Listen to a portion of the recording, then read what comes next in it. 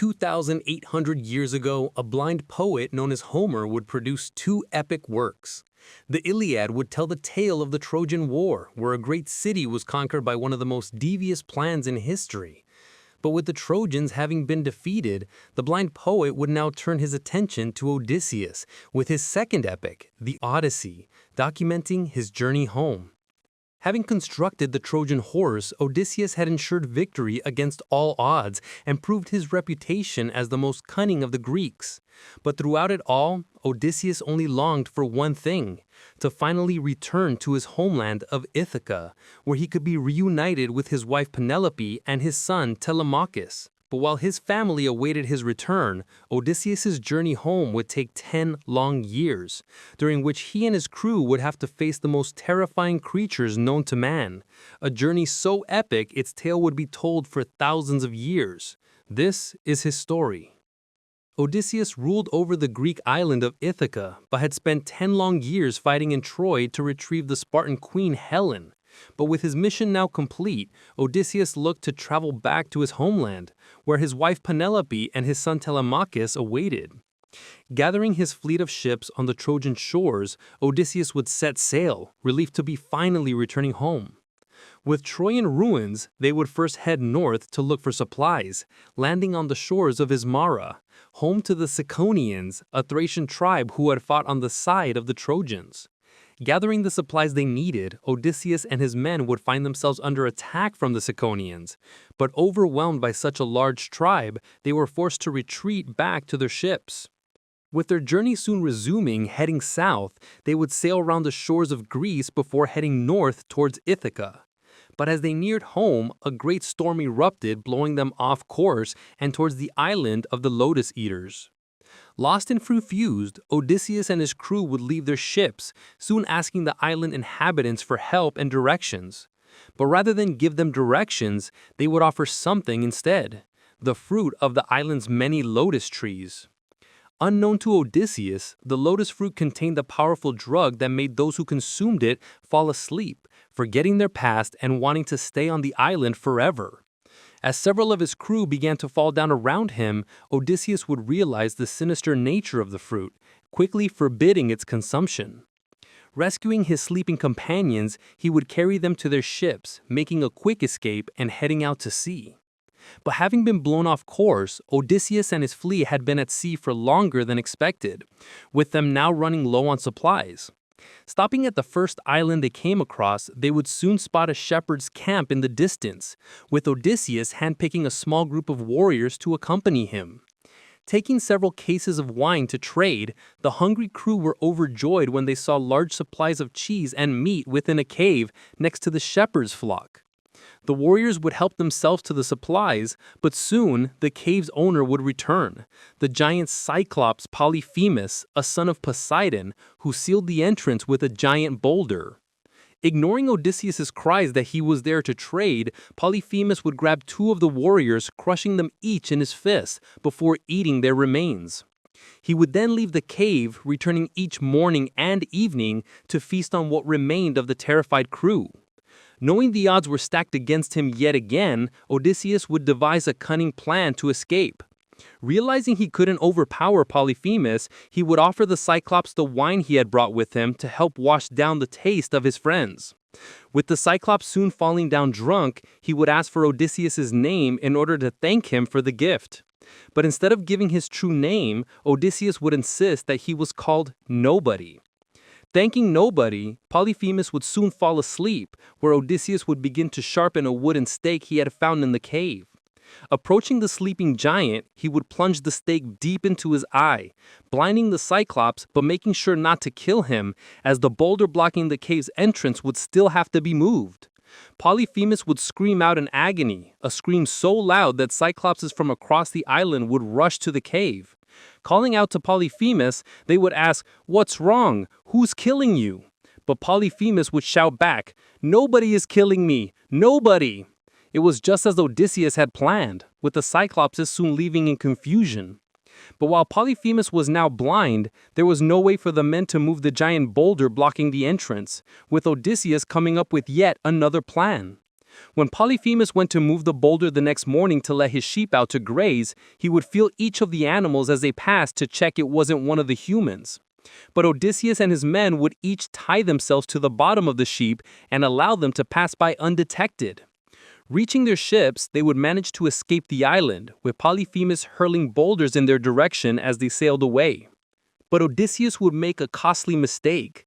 Overcome by his achievement, he would reveal to the Cyclops that his name was not Nobody, but instead Odysseus, the famous hero of the Trojan War. Unknown to Odysseus, this would allow Polyphemus to give the name of his attacker to his father, Poseidon, the god of the sea, who in revenge for his son's blinding would curse Odysseus to lose all his crew in his coming travels and wander the seas for 10 long years before he could set foot on his homeland. Unaware of the curse Poseidon had placed on him, Odysseus and his crew would land on the floating island of Aeolia. After dining with his guests, King Aeolus, who ruled the island, would offer Odysseus a parting gift, a leather bag containing the power of the winds, which, if used with great precision, could speed his journey home. Setting sail once more, Odysseus would make use of the winds, with his homeland of Ithaca soon in sight. But as he neared the island's shores, his crew, believing the bag Aeolus had given him contained large sums of gold and silver, decided to take some for themselves. Opening the bag while Odysseus' back was turned, all the winds rushed out at once, blowing their ships back into the ocean. With all aboard holding on for their lives, they would arrive at the island of Aeolia once again.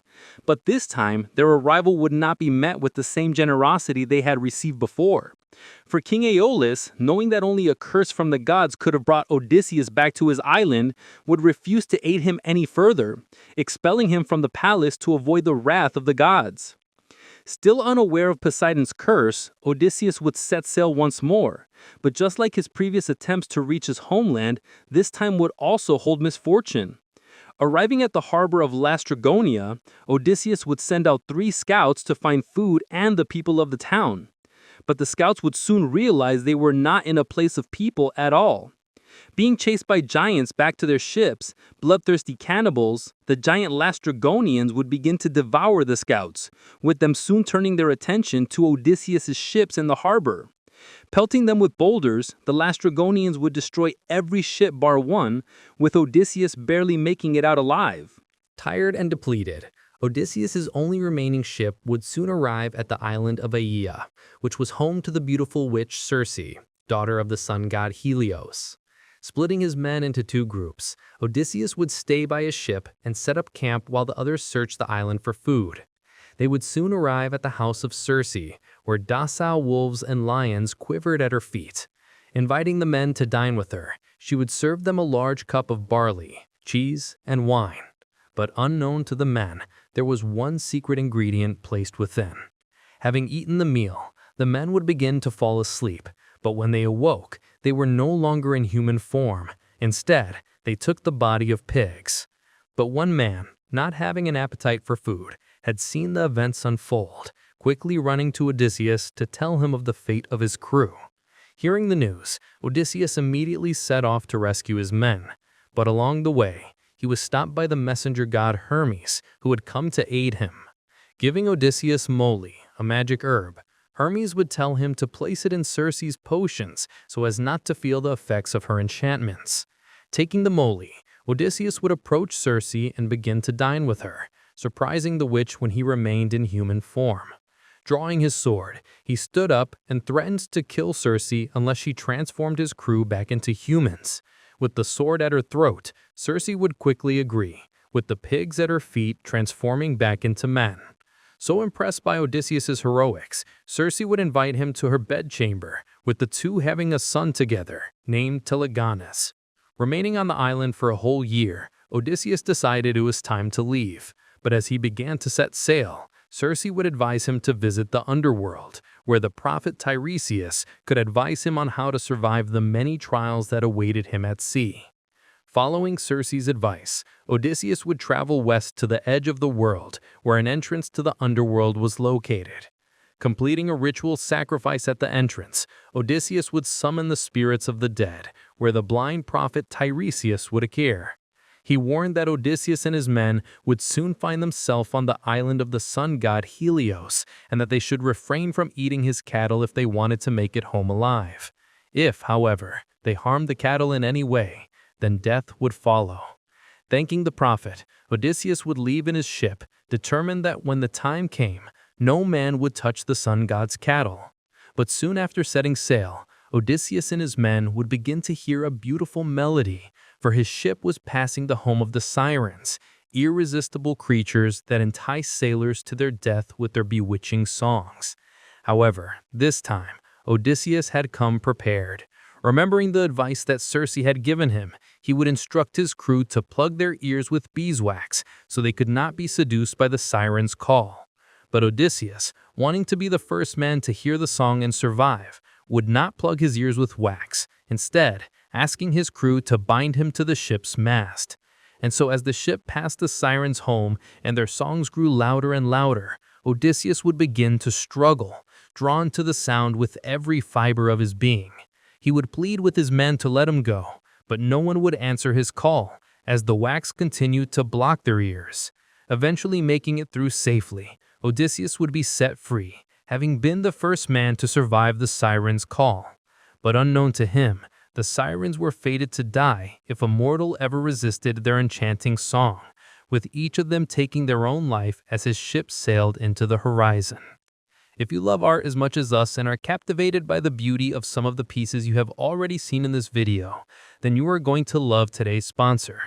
With over 400,000 users, Masterworks.io is a platform dedicated to securitizing blue-chip artwork for both retail and accredited investors. In the past, only billionaires and the super rich were able to invest in art, and that's what's amazing about Masterworks.io. They are now making investing in art accessible to all. With over 75 years of art buying experience, Masterworks.io are one of the largest buyers in the art market today, letting you invest in multi-million-dollar works by artists like Banksy, Andy Warhol, and even Monet. They acquire top works from the best artists either through public auction or private sale, and then allow members to invest in those individual works. Think of it like buying a slice of pizza instead of needing to buy the whole pie.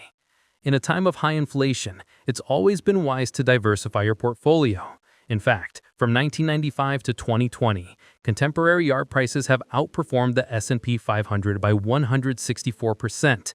Don't want to wait until they find a buyer to see a return? No problem.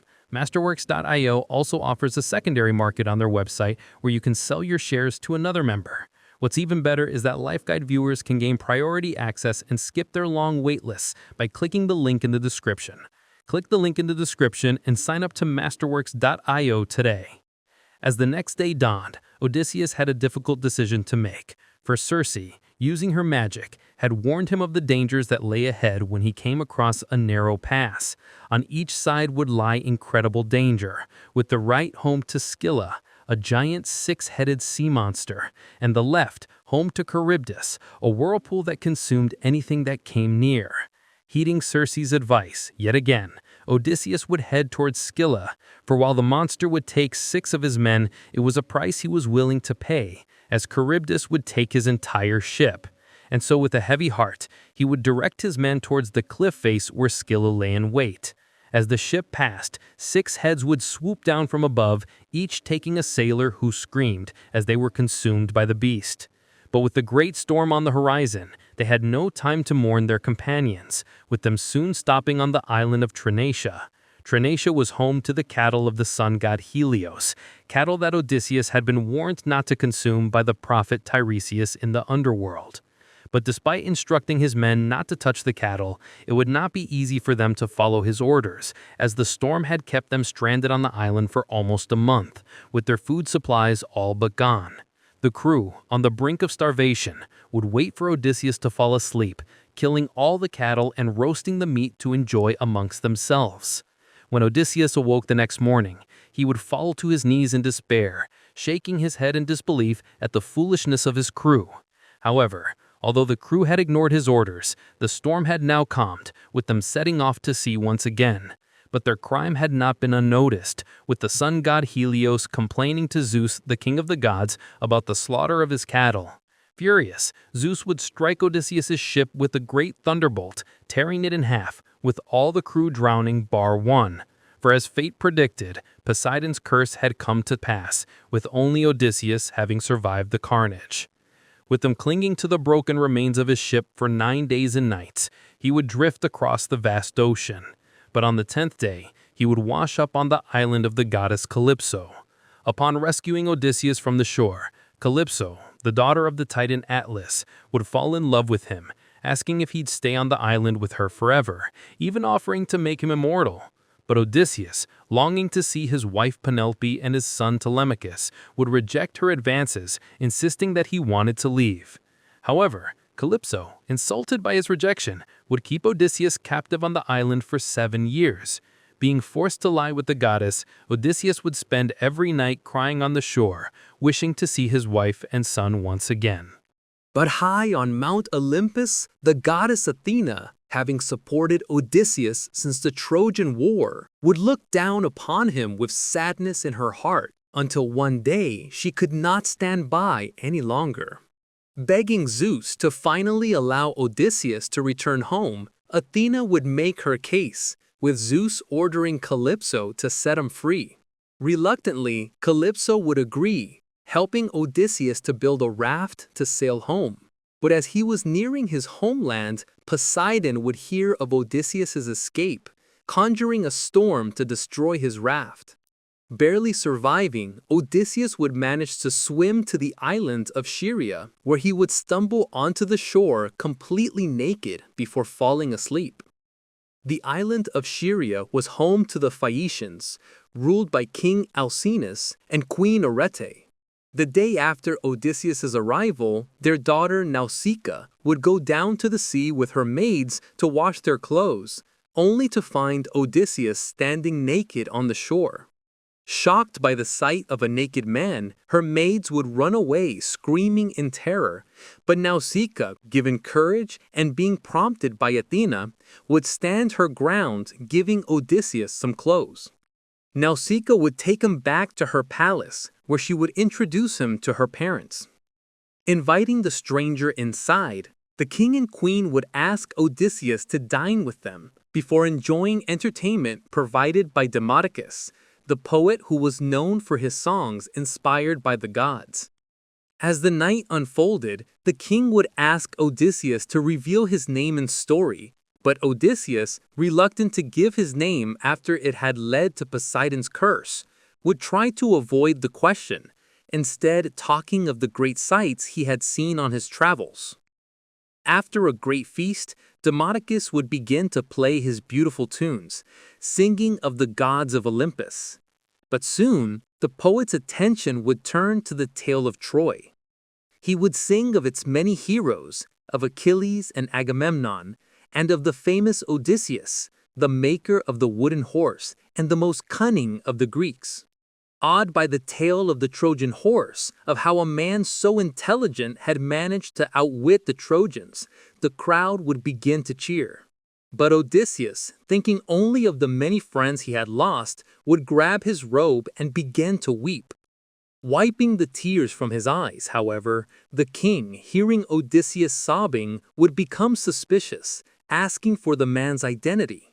Overwhelmed that his tale was being told across the land and mesmerized by the poet's beautiful singing, he would reveal that his name was Odysseus, the famous hero of the Trojan War. But rather than returning home after the conflict, Odysseus would explain that he had been wandering the ocean for 10 long years, with every attempt to reach his homeland having ended in tragedy. Amazed by the story and honored to have such a great hero in their midst, the king and queen would do everything they could to help him. The next morning, Odysseus would awake to find a ship in the harbor, loaded with gold and silver, and a crew ready to help him return home. Setting sail, Odysseus would thank the king and queen, with his eyes now set firmly upon his homeland.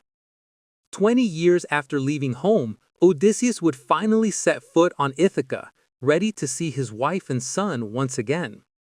But Athena, knowing that his homeland was not as he had left it, would warn Odysseus of the dangers that waited in his palace. Transforming him into an old beggar, Athena made sure that Odysseus would enter his home in disguise. For his wife Penelope, having been alone for 20 years, was expected to remarry, with suitors from far and wide coming to win her hand. Over 100 of them now infested Odysseus's palace, eating his food and wearing his clothes. Although throughout it all, Penelope had remained faithful, never giving up hope that her husband would return. Devising a cunning plan to avoid marriage, Penelope had stalled her many suitors for years, weaving a burial garment for Odysseus's father, promising that she would choose a new husband when it was finished. But every night, as the garment neared completion, she would secretly undo all her work, with the deception lasting for 3 years before it was uncovered, with her now being forced to choose a suitor. But unknown to Penelope, Odysseus would soon be by her side. Making his way to the palace, he would first stop at the house of his most loyal servant, Eumaeus. Happy to see his king once again, Eumaeus would offer Odysseus food and wine, while pledging to help him reclaim his home.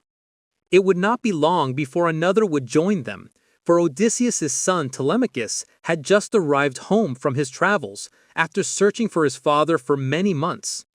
Making his way up to the palace, Telemachus would see Eumaeus dining with a stranger, and hungry after his long voyage, he would ask his friend if he could join him for dinner.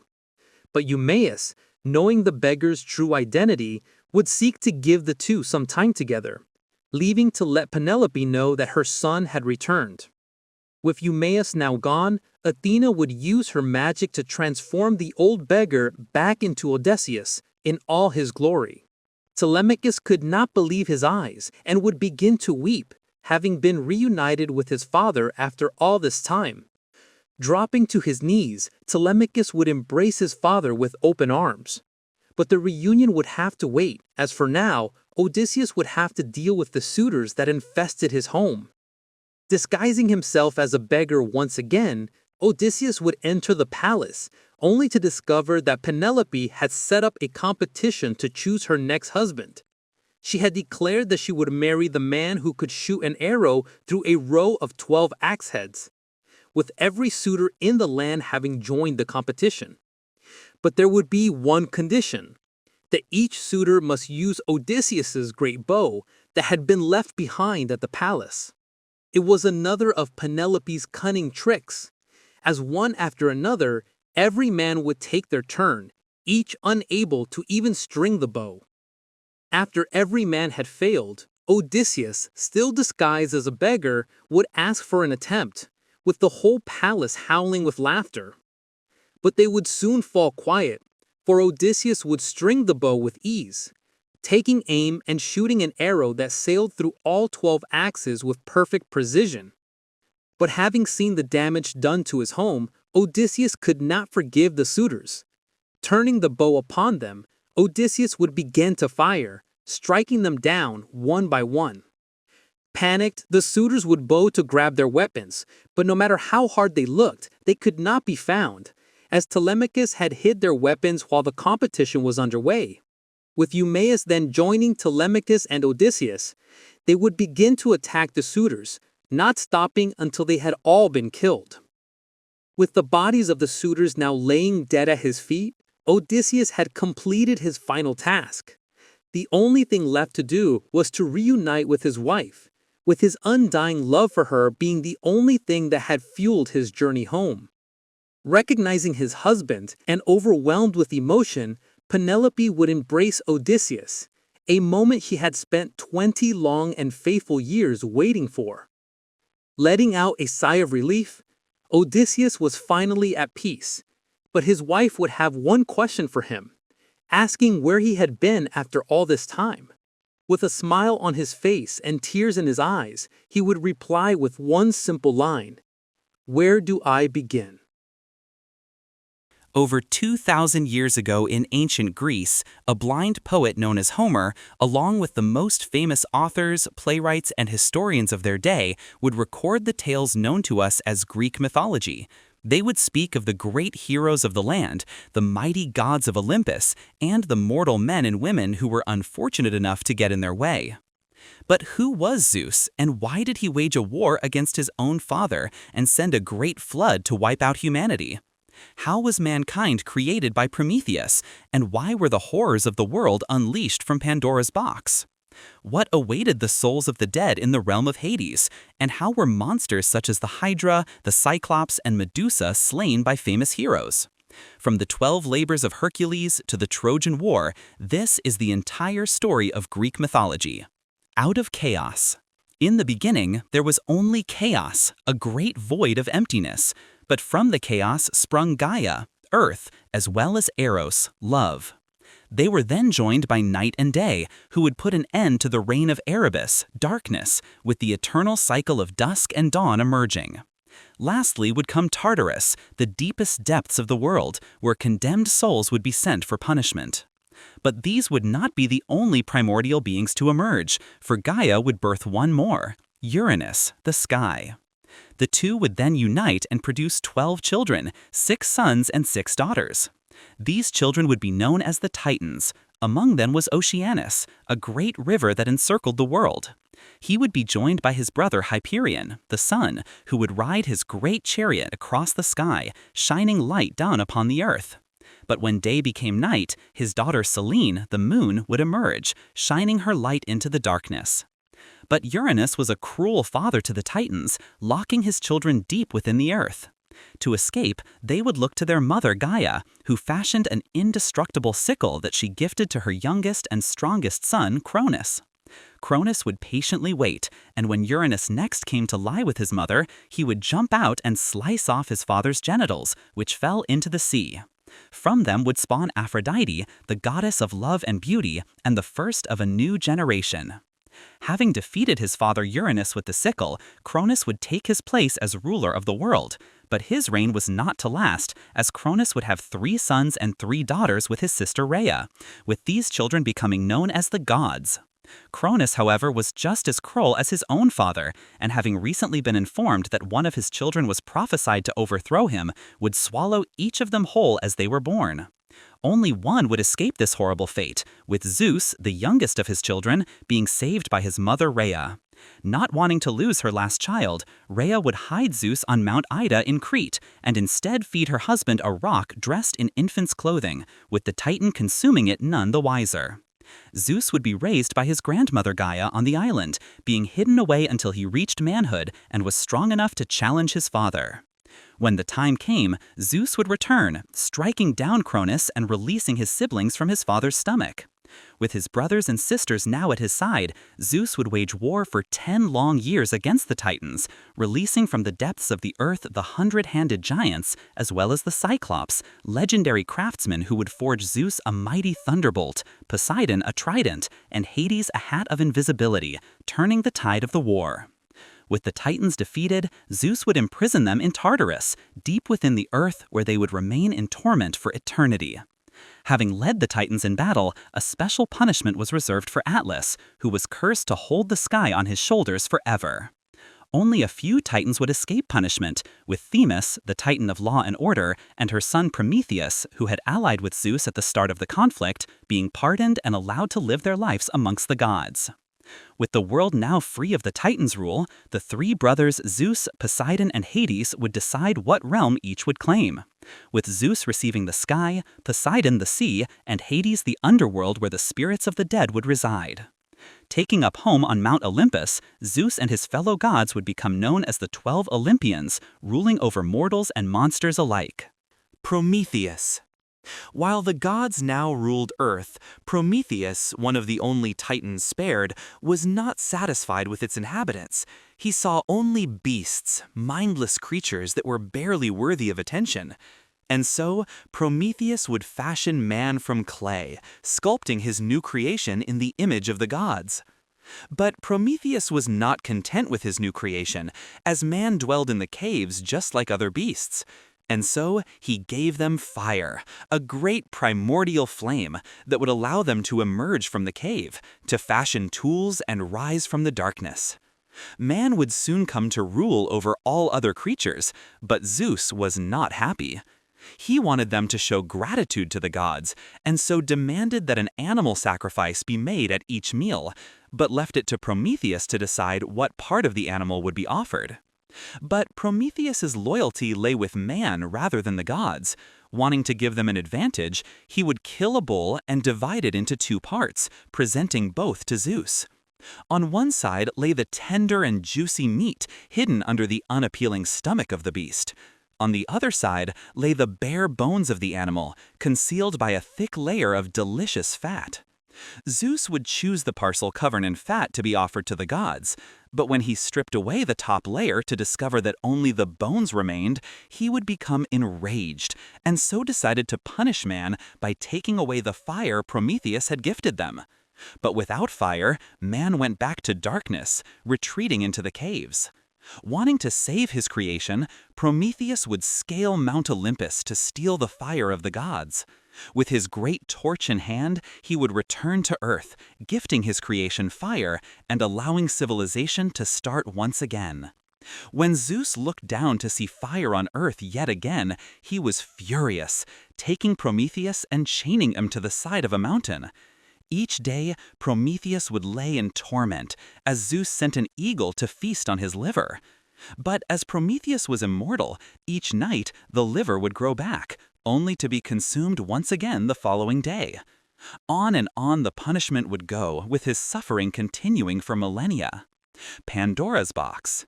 But Zeus was not done and wished to punish humanity further, asking Hephaestus to craft a being capable of inflicting great suffering upon man. And so, taking up clay from the earth, Hephaestus would shape the first woman. From Aphrodite, she gained her emotions and beauty, and from Zeus an insatiable curiosity.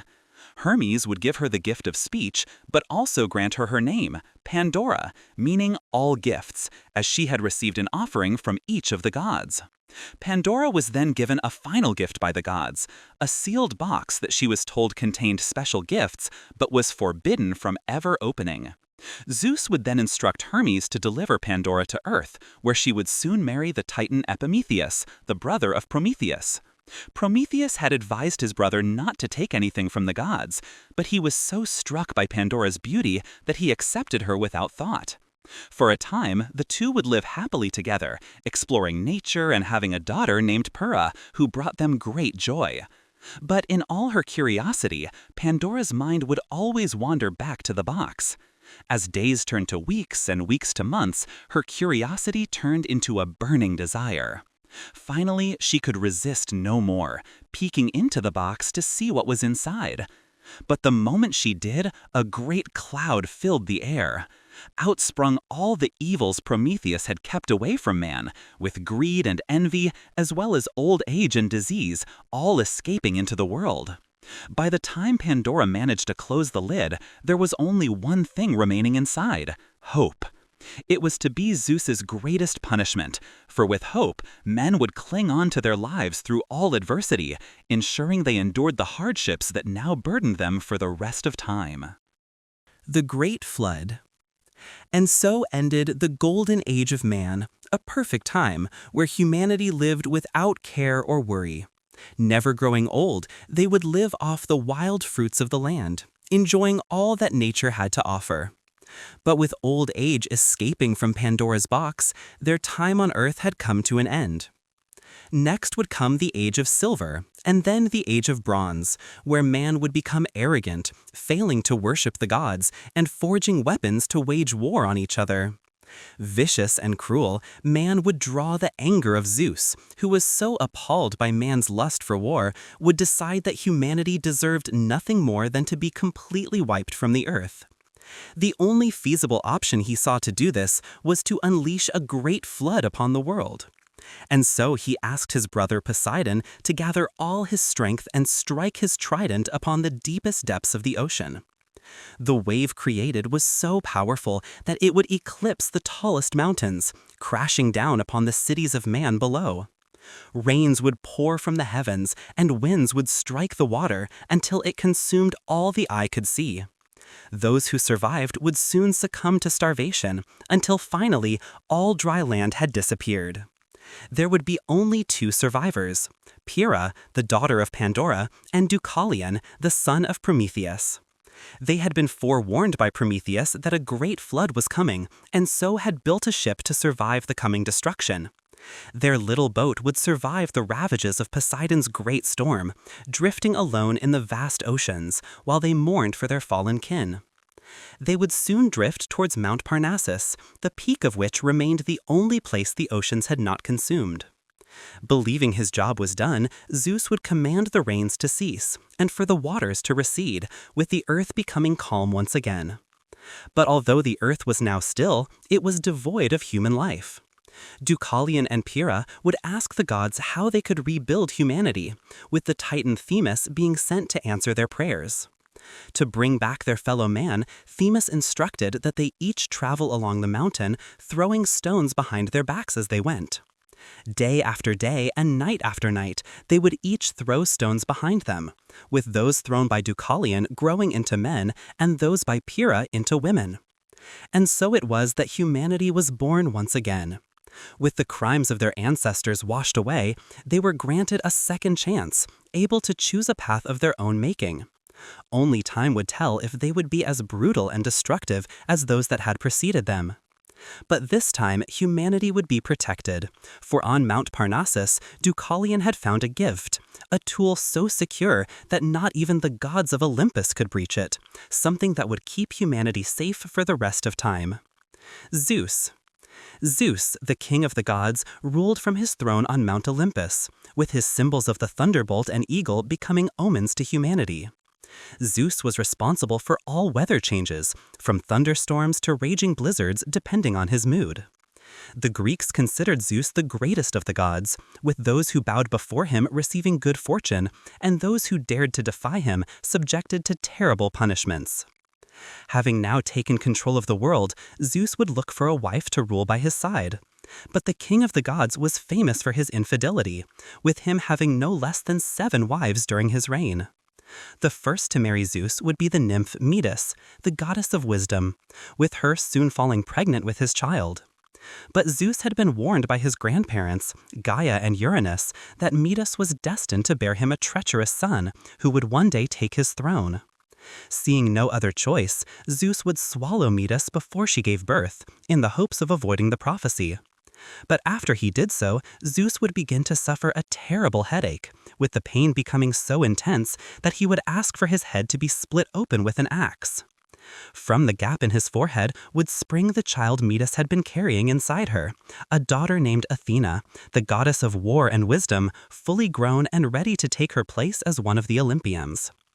Zeus's second wife would be his aunt Themis, the titan of justice and law, who had betrayed her own kind to side with the gods during their war with the Titans. The pair would have only 3 children together, however they would come to garner great power over the mortal world. Known as the 3 Fates, these sisters would become the goddesses of destiny, spinning a thread of life that would determine the road each individual soul would take. The youngest sister would be known as Clotho, the spinner, as she was responsible for spinning the thread of each human life as they were born. Controlling if and when a soul was created, it was only through Clotho's great power that a new life would come to be. Her older sister, Lachesis, the allotter, would determine the fate of each person. Using her rod, Lachesis would measure the length and nature of every thread spun upon Clotho's spindle, and in doing so would plot out the duration as well as every major event of each human life. And finally, the eldest and most feared sister would be known as Atropos, the unturning. When a mortal's allotted time on earth had come to an end, Atropos would take her great shears and end their life by cutting through the thread. Zeus would go on to have many more wives, fathering numerous gods and goddesses alike, but for his 7th and final wife, he would take his older sister Hera, the goddess of women and marriage, with Zeus having finally found a queen to rule by his side. Europa. But even after his marriage to Hera, Zeus' lustful eye would extend beyond the heavens, with the king of the gods continuing to pursue other women. Fathering countless children, Zeus would be related to nearly every god and hero, with him often disguising himself to gain the affection of women who drew his eye. One such woman, Europa, was the princess of the city of Tyre and sister to the famous hero Cadmus. One day, as she was picking flowers by the coast, Europa would draw the attention of Zeus, with the king of the gods deciding to claim her as his own. To hide his infidelity from Hera, Zeus decided to transform himself into a magnificent white bull before traveling down to Earth. Upon seeing the bull, Europa would be mesmerized by its beauty and so decided to climb upon its back. The moment she mounted him, however, Zeus would set out at full speed, sprinting straight into the sea. Screaming in terror, Europa would grip desperately to the bull's horns as it ran across the vast ocean. To reassure the terrified princess, Zeus would decide to reveal his true identity, telling her he was not merely a beast, but instead the king of the gods. The two would eventually arrive at Crete, the island on which Zeus was hidden as a child, where she would bear him many children. Their offspring would eventually become some of the most renowned men of Greece, with Minos, the king of Crete and owner of the legendary Minotaur, being amongst them. To commemorate his love for Europa, Zeus would name the continent where they stood Europe in her honor, and would recreate the image of the white bull in the stars, which would become known as the constellation Taurus. Hera. Hera, wife of Zeus and queen of the gods, was the protector of marriage and women, being deeply respected in Greek society. Although she was revered, she was also one of the most vengeful and spiteful gods on Mount Olympus, making her a poor match for her husband Zeus, whose numerous affairs would constantly draw her anger. Despite being his queen, Hera would only bear him 2 of the 12 Olympians, Ares and Hephaestus, with the other gods coming from Zeus's numerous affairs. Io. One of Zeus's most insulting acts of infidelity would be with the princess Io, one of Hera's most devoted priestesses. When Hera came to investigate, in an attempt to protect Io from his wife, Zeus would transform her into a beautiful white cow. But the queen of the gods was not fooled by the deception, and knowing that she had caught Zeus red-handed, would demand that he give her the white cow as a present. Knowing that refusing the request would only confirm Hera's suspicions, Zeus saw little choice but to accept, with Hera locking Io in a cave where she would be guarded by the 100-eyed monster known as Argus. The perfect guardsman, Argus could sit with half his eyes asleep and the other half awake, never breaking his watch. Zeus was too terrified of Hera to intervene himself, but he would eventually send the messenger god Hermes to free the miserable Io. A master musician, Hermes decided to defeat Argus not through strength, but through wit. Approaching the monster as a friend, he began playing his pipes and singing sweet lullabies until Argus began to fall asleep. As the 100th eye finally shut, Hermes would take out his sword and slay the beast before releasing Io from her prison. To thank Argus for his service, Hera would take his eyes and set them in the tail of the peacock, her favorite bird, which would become a symbol of her power. Not yet finished with Io, she would send a gadfly to torment her as she made her escape, almost driving the woman insane. Io wandered long and far, with the sea which she ran along being named the Ionian Sea in her honor. The Bosporus, which means Ford of the Cow, would also be named to commemorate the moment she passed by during her wanderings. Io would eventually arrive at the Nile in Egypt, far away from Hera, where Zeus would finally be able to restore her human form. The two would have a child, Epiphus, with Io becoming the ancestor to many of Greece's greatest heroes, including Perseus and Heracles. Leto, yet another of Zeus's lovers, would experience the full extent of Hera's jealous rage. After finding out Leto had laid with Zeus and fallen pregnant with twins, Hera would send the great serpent Python to torment her, forcing Leto to flee across Greece in a desperate search to find refuge and a place to give birth to her children. But Hera would forbid any city from providing her with shelter, with Leto traveling from Athens to Crete, from Lemnos to Samos, with none willing to take her in for fear of upsetting the queen of the gods. Only the island of Delos was willing to offer Leto refuge, but she was still unable to deliver her children, as Hera, still scheming against her, had trapped Eileithyia, the goddess of childbirth, on Mount Olympus, preventing any births from taking place. After 9 days and nights of agonizing labor, the other goddesses would take pity on Leto, retrieving Eileithyia from Olympus and finally allowing her to give birth. Leto would name one child Apollo and the other Artemis, the god of archery and goddess of the hunt, who would grow up to become fully fledged gods of Olympus. Niobe. Upon the birth of the twins, towns and cities across the known world would arrange great parties in their honor, with the city of Thebes hosting the greatest celebrations of all. Yet of all the city's inhabitants, one would not take part in the festivities, Queen Niobe, whose beauty was matched only by her arrogance. Boasting to all who would listen, Niobe mocked Leto for having just 2 children, arguing that as she had many more, 7 sons and 7 daughters, she should receive the honors instead.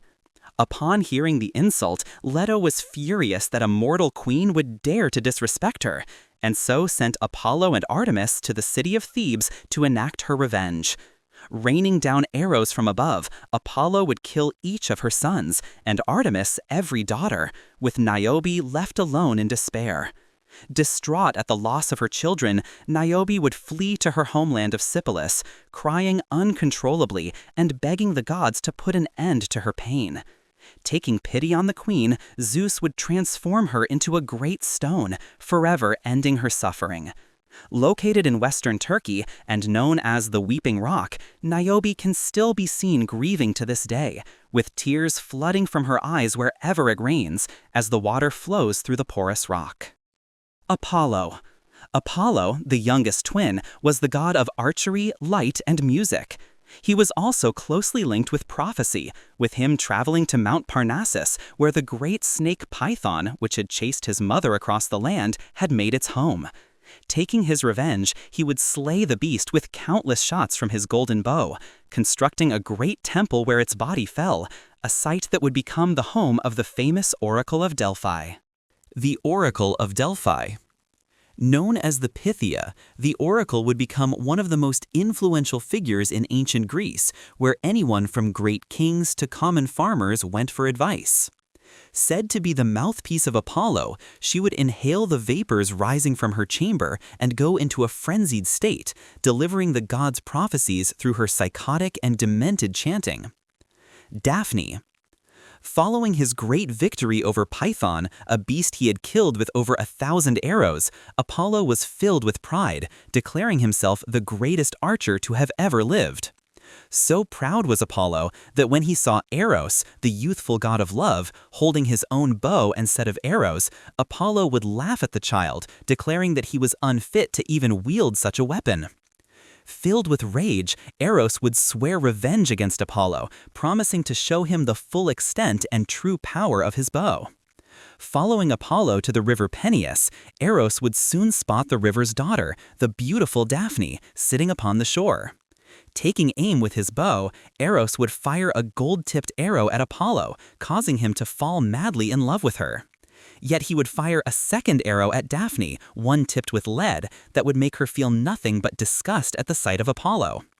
And so, as the god of archery approached Daphne overcome with desire, she would flee at the very sight of him, running through the forest in a desperate attempt to escape.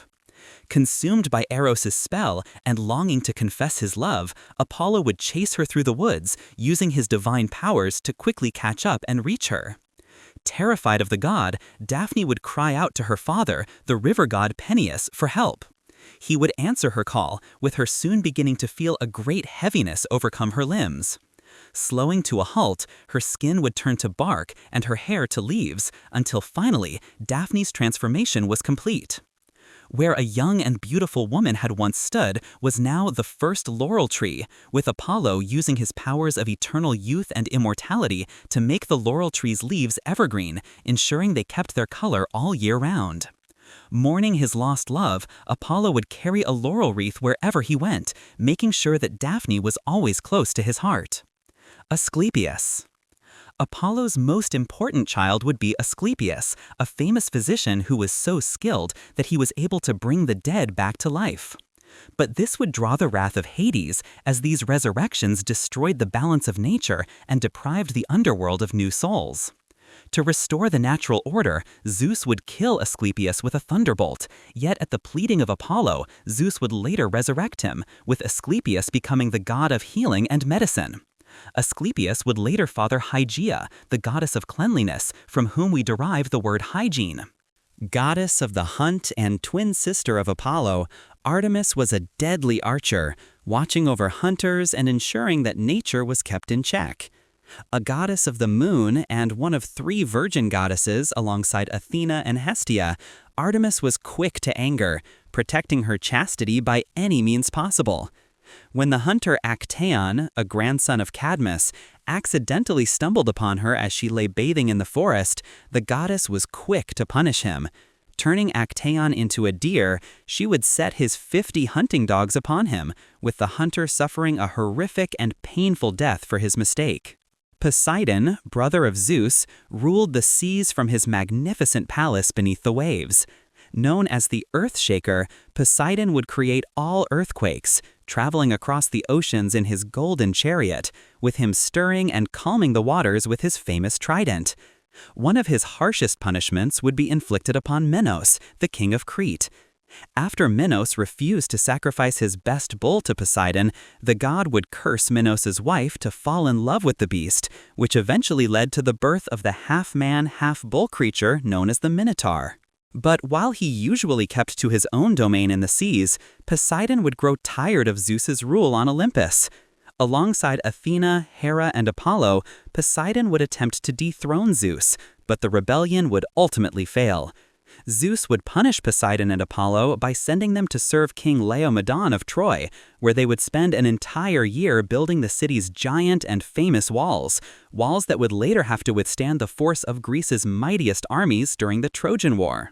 Athena, the goddess of war and wisdom and the child of Zeus and Metis, was known for her love of strategists and cunning heroes, helping many of them on their great quests.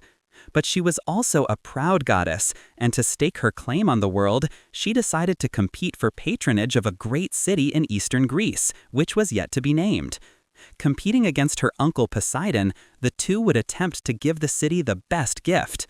Poseidon would strike the ground with his trident, making a stream of water rise up for all to see. But as the water was salty, it could not be used to tend the land, leaving the city's inhabitants unimpressed. But Athena, wanting to give the city something they had never seen before, would place the palm of her hand on the earth with the first olive tree emerging. Not only would it feed the people of the land, but it would also have many uses, with the oil it produced used in cooking, medicine, perfume, candles, and athletics, bringing numerous benefits to the ancient world. With Poseidon hanging his head in shame, the gods would deem Athena victorious, with the city taking her name and becoming known as Athens, the capital of Greece and one of the most important cities of its era. Arachne. The inventor of mathematics, Athena also had a fondness for music, inventing the trumpet and flute, as well as being the patron of artists and craftsmen. She was particularly proud of her skill in weaving, although this would bring her into conflict with a young girl from Libya named Arachne. Highly skilled in the craft, Arachne would boast she was the greatest weaver to ever live, challenging Athena to a competition. They would each produce a tapestry of the gods, with the person that demonstrated the most skill being crowned victorious. The two would weave furiously for hours until finally both pieces were complete, but to Athena's surprise, Arachne's was far better than her own. Furious, she struck Arachne on the head again and again until she dropped to the floor. But rather than kill her, Athena transformed the girl into the first spider, where she would use her talents to weave beautiful webs, with the creatures known as arachnids taking her name. Aphrodite. Aphrodite, the goddess of love and beauty, was born from the genitals of Uranus, making her the oldest of the Olympians. A mischievous god, she would use her powers for her own amusement, making Zeus sleep with mortal women so he would have to face the anger of Hera.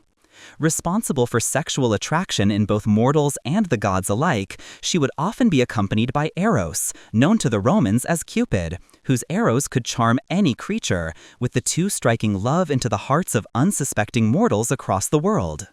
Narcissus. For one man in particular, Eros shot many arrows into the hearts of potential lovers who found themselves attracted to a beautiful young man who went by the name of Narcissus. While he was blessed with great beauty, he was also burdened by vanity and arrogance, taking pleasure in cruelly rejecting the advances of the many women who pursued him. But soon, he would cross paths with the nymph Echo. Cursed by Hera after she became the object of Zeus's affections, Echo was unable to use her voice except to copy the words of others.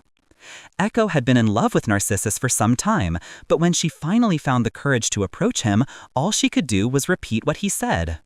Unamused, Narcissus would coolly reject her too, and in doing so would crush her spirit.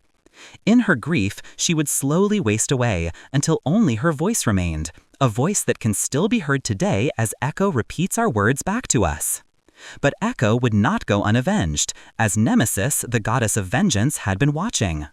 When Narcissus next bent down to drink from a lake, he would finally find the one he loved, yet it was not a woman, but instead his own reflection. Mesmerized, he stared deeply into his own eyes, unable to turn away. For weeks he stayed by the pool, gazing at his own reflection, until finally he could endure it no more. Realizing he would never be with anyone as beautiful as himself, he would take a dagger and plunge it into his heart. From where his blood touched the earth would bloom a beautiful flower, the first Narcissus, with the word Narcissus stemming from his story. Pygmalion's statue. But while some, like Narcissus, would become lost in the depths of love, others would seek endlessly to find it. One such man, Pygmalion, was a great artist from the island of Cyprus. But after many years of unlucky love, he had given up on women entirely, resigning himself to a life of solitude and instead focusing all his attention into his art. Beginning work on a new statue, Pygmalion would labor day after day until the figure of a woman would begin to appear before him. Working harder than he ever had before, Pygmalion would spend hours chiseling the most intricate of details into his woman of stone, shaping her slender face and carving out each lock of hair until finally his masterpiece was complete. As he stepped back to admire his work, Pygmalion was struck by the beauty of his creation. Never before had he seen a more perfect statue, nor even a real woman, who could match what he saw before him. Spending hours holding the statue's stone hands and kissing its cold and lifeless lips, Pygmalion would grow ever sadder and more lonely as he realized that he would never find a woman he loved more than the one he had carved from stone. Spending night after night in the workshop, Pygmalion would pray to the gods to bless him with a woman as perfect as his statue. But as he prayed, the stone figure behind him would begin to transform. Its cold and lifeless hair would turn into long and flowing locks, while its gray and cracked skin would soften and become warm to the touch. Looking up in surprise, Pygmalion would be shocked to see a face smiling back at him, not one of stone, but one of flesh and blood. Always happy to help those seeking love, Aphrodite had answered his prayers, with the once lifeless statue introducing herself as Galatea, before stepping down from her pedestal and embracing Pygmalion, his years of loneliness and isolation finally over. Eros and Psyche. But while Aphrodite took joy in helping young couples find love, she was also a vain and jealous goddess and would take revenge against those who stole the spotlight away from her. Such was the case with the Greek princess Psyche, a mortal woman who was so beautiful that it was said she surpassed the goddess of love herself. With men from every corner of the earth coming to gaze upon Psyche, they would soon forget about Aphrodite entirely, with her altars becoming neglected and her temples falling to ruin. Furious that none were paying her attention, Aphrodite would call upon her companion Eros, demanding that he use his powers to make Psyche fall in love with the most vile and despicable man on the face of the earth. But when Eros went to carry out her instructions, he too would be struck by Psyche's beauty, falling deeply in love, and for the first time, refusing to follow Aphrodite's commands. However, as Eros would now refuse to strike any man with love for Psyche, she would grow sadder and more lonely as the years went on, before finally turning to the Oracle of Delphi for help. Following the oracle's instructions, Psyche would travel to a magnificent palace where it was said her husband would come to claim her. But upon arriving, the palace's servants would warn Psyche that her new husband was a secretive man and would only visit her in the dark of night, with her never allowed to ask for his identity nor seek to look upon his face. Overjoyed with her new life, Psyche would spend every day in the palace's beautiful gardens. But one day, Psyche would be overcome by her curiosity, taking an oil lamp and lighting it in the early hours of the morning. Looking down, she would be overcome with joy, as her husband was none other than Eros, the young and handsome god of love. However, in her excitement, Psyche would lose her grip on the lamp, with the hot oil falling down onto Eros's shoulder, causing the god to wake up in fright. Disappointed that Psyche had failed to keep her trust in him, Eros would tell her that the marriage was over before flying back to Mount Olympus. Distraught at the loss of her husband, Psyche would visit Aphrodite, begging the goddess for a chance to see Eros once again. But Aphrodite had not forgotten her hatred for the girl who had stolen the world's attention away from her. And so when Psyche arrived to beg at the foot of her throne, Aphrodite would laugh in delight, setting the girl an impossible task. If she wanted to see her husband again, Psyche would have to travel to the underworld and ask Persephone, the queen of the dead, to place a fragment of her beauty within a golden box. Traveling to the underworld, Psyche would come to the river Styx, and after paying Charon's fee, would be ferried across its dark and haunting waters. Arriving in the throne room of Hades and Persephone, Psyche would approach the queen of the dead, who was happy to give her assistance, placing a fragment of her beauty within the golden box. But as Psyche began the trip back to Olympus, she would become overwhelmed by curiosity once again, lifting up the lid of the golden box and taking a look at the fragment of Persephone's beauty contained within. But such things were not meant for mortal eyes, with Psyche falling to the ground and being enveloped by a dark and endless sleep. It was at this moment that Eros, moved by the length Psyche had gone to find him, would fly down to Earth and use one of his arrows to save her from the grip of eternal sleep. Returning to Olympus, Zeus would arrange for them a great wedding celebration, where he would grant Psyche the gift of immortality. And so it was that Psyche, whose name means soul, would become a goddess. In her union with Eros, love and soul would now be forever linked, with their child Hedone, a goddess of pleasure, bringing joy to mortals across the earth. Hephaestus. The god of smithing and the son of Zeus and Hera, Hephaestus would have a difficult start to life. He was born lame, and so his mother Hera, after seeing the deformity, decided to throw him off Olympus into the sea to drown. Surviving the fall, Hephaestus would later return to the home of the gods and take his revenge, crafting a golden throne for Hera that would not allow her to stand back up once she sat upon it.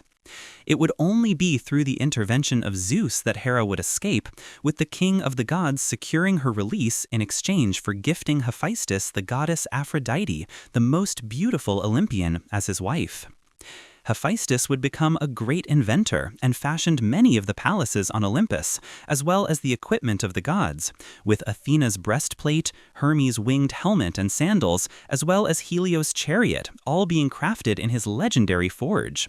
Some of his most famous work would be the bow and arrow of Eros, as well as the magnificent armor and shield of Achilles, with Hephaestus's creations aiding the greatest heroes of Greek mythology.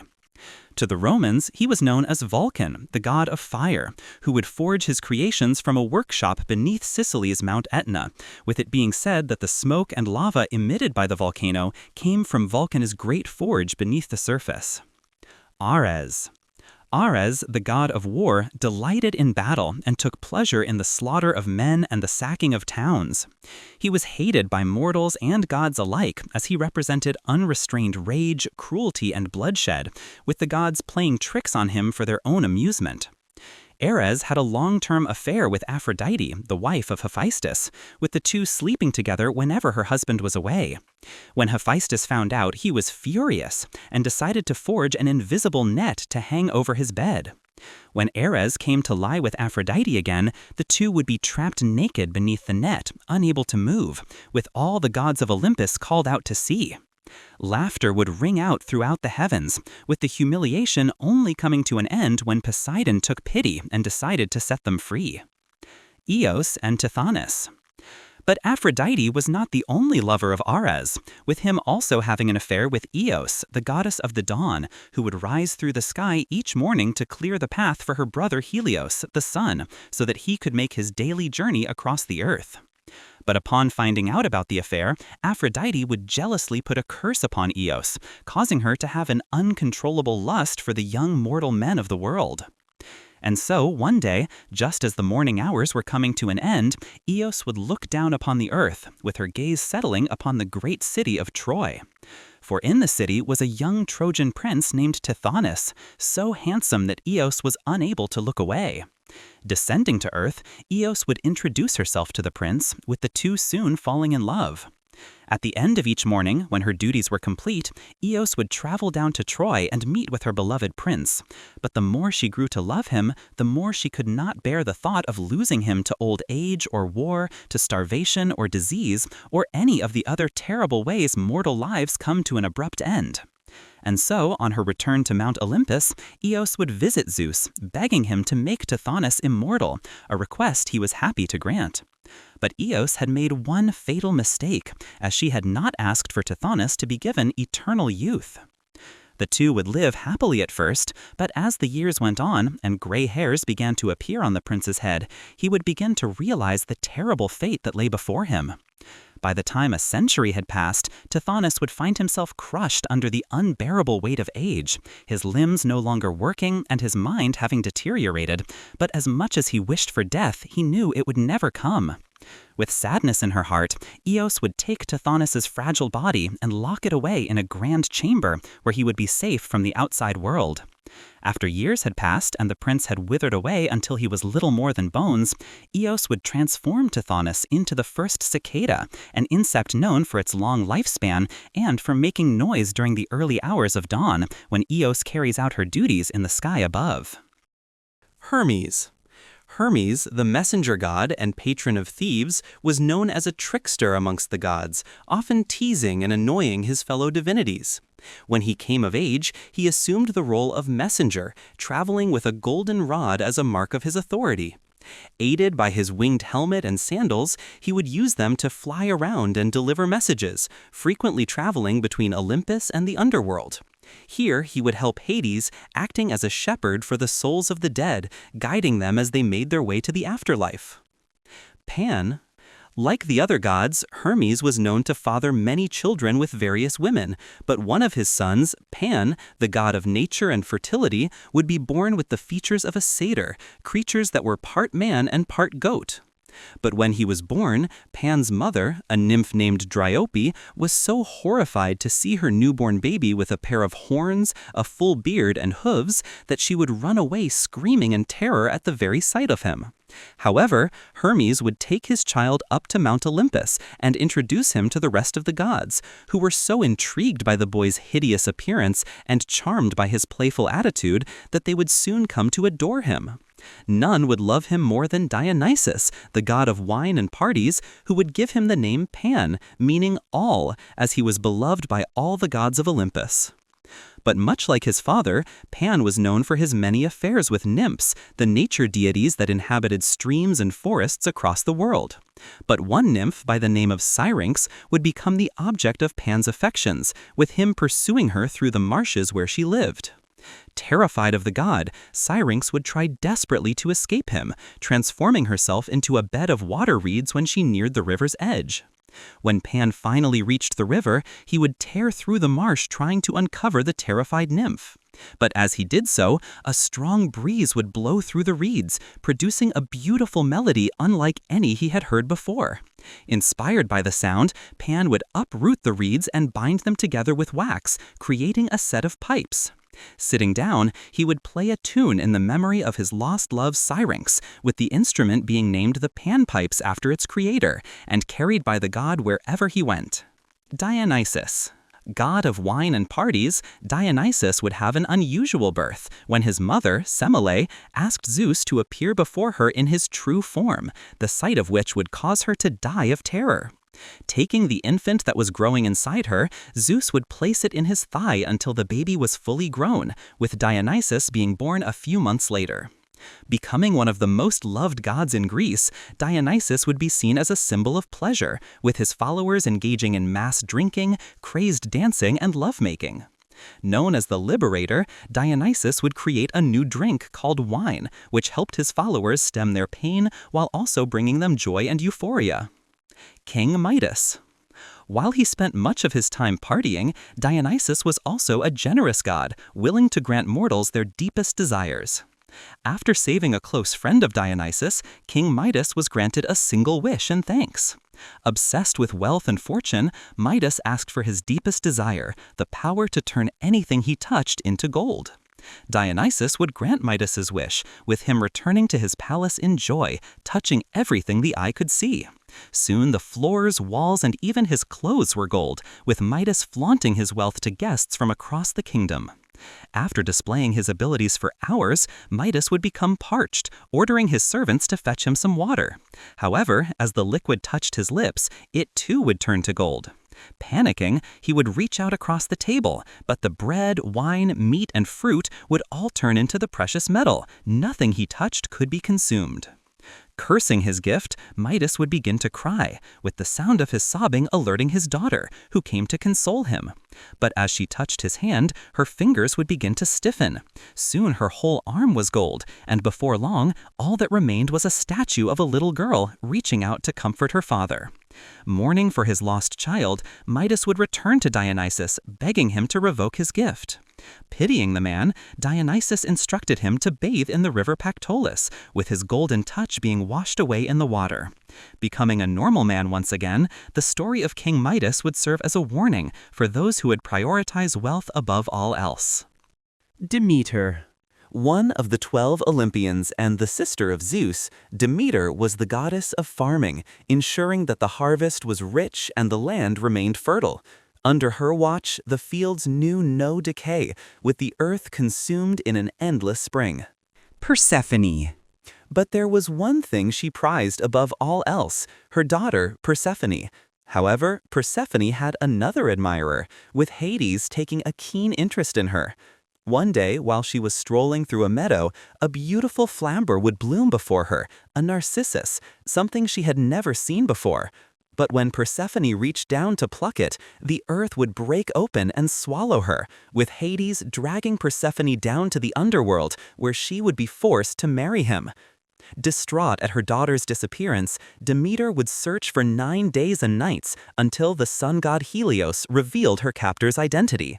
Demeter would lock herself away for an entire year, refusing to return until Persephone was released. But without the goddess of farming, the world entered into a great famine, with the fields turning barren. It was only now, with humanity on the brink of starvation, that Zeus was forced to intervene, ordering Hades to return Persephone to her mother. Although Hades would agree, before she left, he fed Persephone a food of the dead, a single pomegranate seed, binding her to the underworld for eternity. In order to save humanity, Zeus was forced to make a compromise. For 9 months of each year, Persephone would return to live with her mother on Olympus, with Demeter's joy causing nature to bloom across the earth. However, for the final 3 months, Persephone would return to Hades in the underworld, a period we now call winter, with Demeter's grief at the absence of her daughter causing the plants to die and the world to freeze over. And so it was that the seasons began. Hades. Of all the gods of ancient Greece, there were few feared more than Hades. The brother of Zeus and Poseidon, Hades was lord of the underworld, an isolated place where the souls of the dead would reside. But although he ruled the kingdom of the dead along with his wife Persephone, Hades would not command death itself. Instead, that power lay with Thanatos, who would claim the souls of mortals when they died, with Hermes, the messenger god, then guiding the souls to the shores of the underworld. Waiting at the shore would be the eternal ferryman, Charon, who was the only one able to guide the deceased across the deadly river Styx, a giant waterway that separated the earth from the underworld. Only those who had coins placed under their tongue when buried were able to pay Charon's fee, with those who could not afford the journey destined to wander the shores of the river Styx for 100 years before they were allowed to cross. Having traveled along the river Styx, the souls would pass the White Rock before arriving at the giant adamantine gates of the underworld, where Cerberus, the three-headed dog, stood guard, ready to devour intruders or those trying to escape. Resuming their journey and coming ashore, the souls would be directed towards the court of the underworld, where 3 judges would decide their fate. The judges would examine each soul, looking through every action they had made while alive. For those who had not angered the gods, a tranquil place lay before them, but for those who had, an eternity of misery and suffering awaited. After a judgment was reached, the souls would be directed along one of 3 paths, either to the fields of Asphodel, the eternal paradise of Elysium, or to the deepest depths of Hades' realm, Tartarus, a place of scalding fire.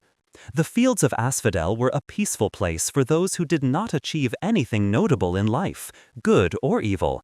It would be here that most souls were sent, and after 1,000 years had passed and their time had finally come to an end, each person would drink from the river Lethe, whose waters would wipe away their memory. Born anew, each soul having forgotten their previous life would be reincarnated and return to the earth, starting the eternal cycle once more. The second path, however, would lead to Elysium, a paradise of eternal bliss, where the souls of heroes, demigods, and especially good mortals would reside.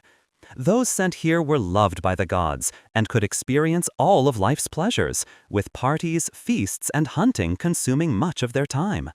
Each soul was given the option to return to Earth, but most would choose to stay and not have to endure once again the hardships of life. Within Elysium, but across the shore, lay the Isle of the Blessed, reserved only for the greatest of heroes, with Helen of Troy, Achilles, and Odysseus all residing there for eternity. The third and last path would lead to Tartarus, the deepest depths of the underworld, reserved only for the worst of criminals and those who had offended the gods. It would be here that Cronus and the other titans would reside, looking on for eternity as new souls enter the realm of the damned.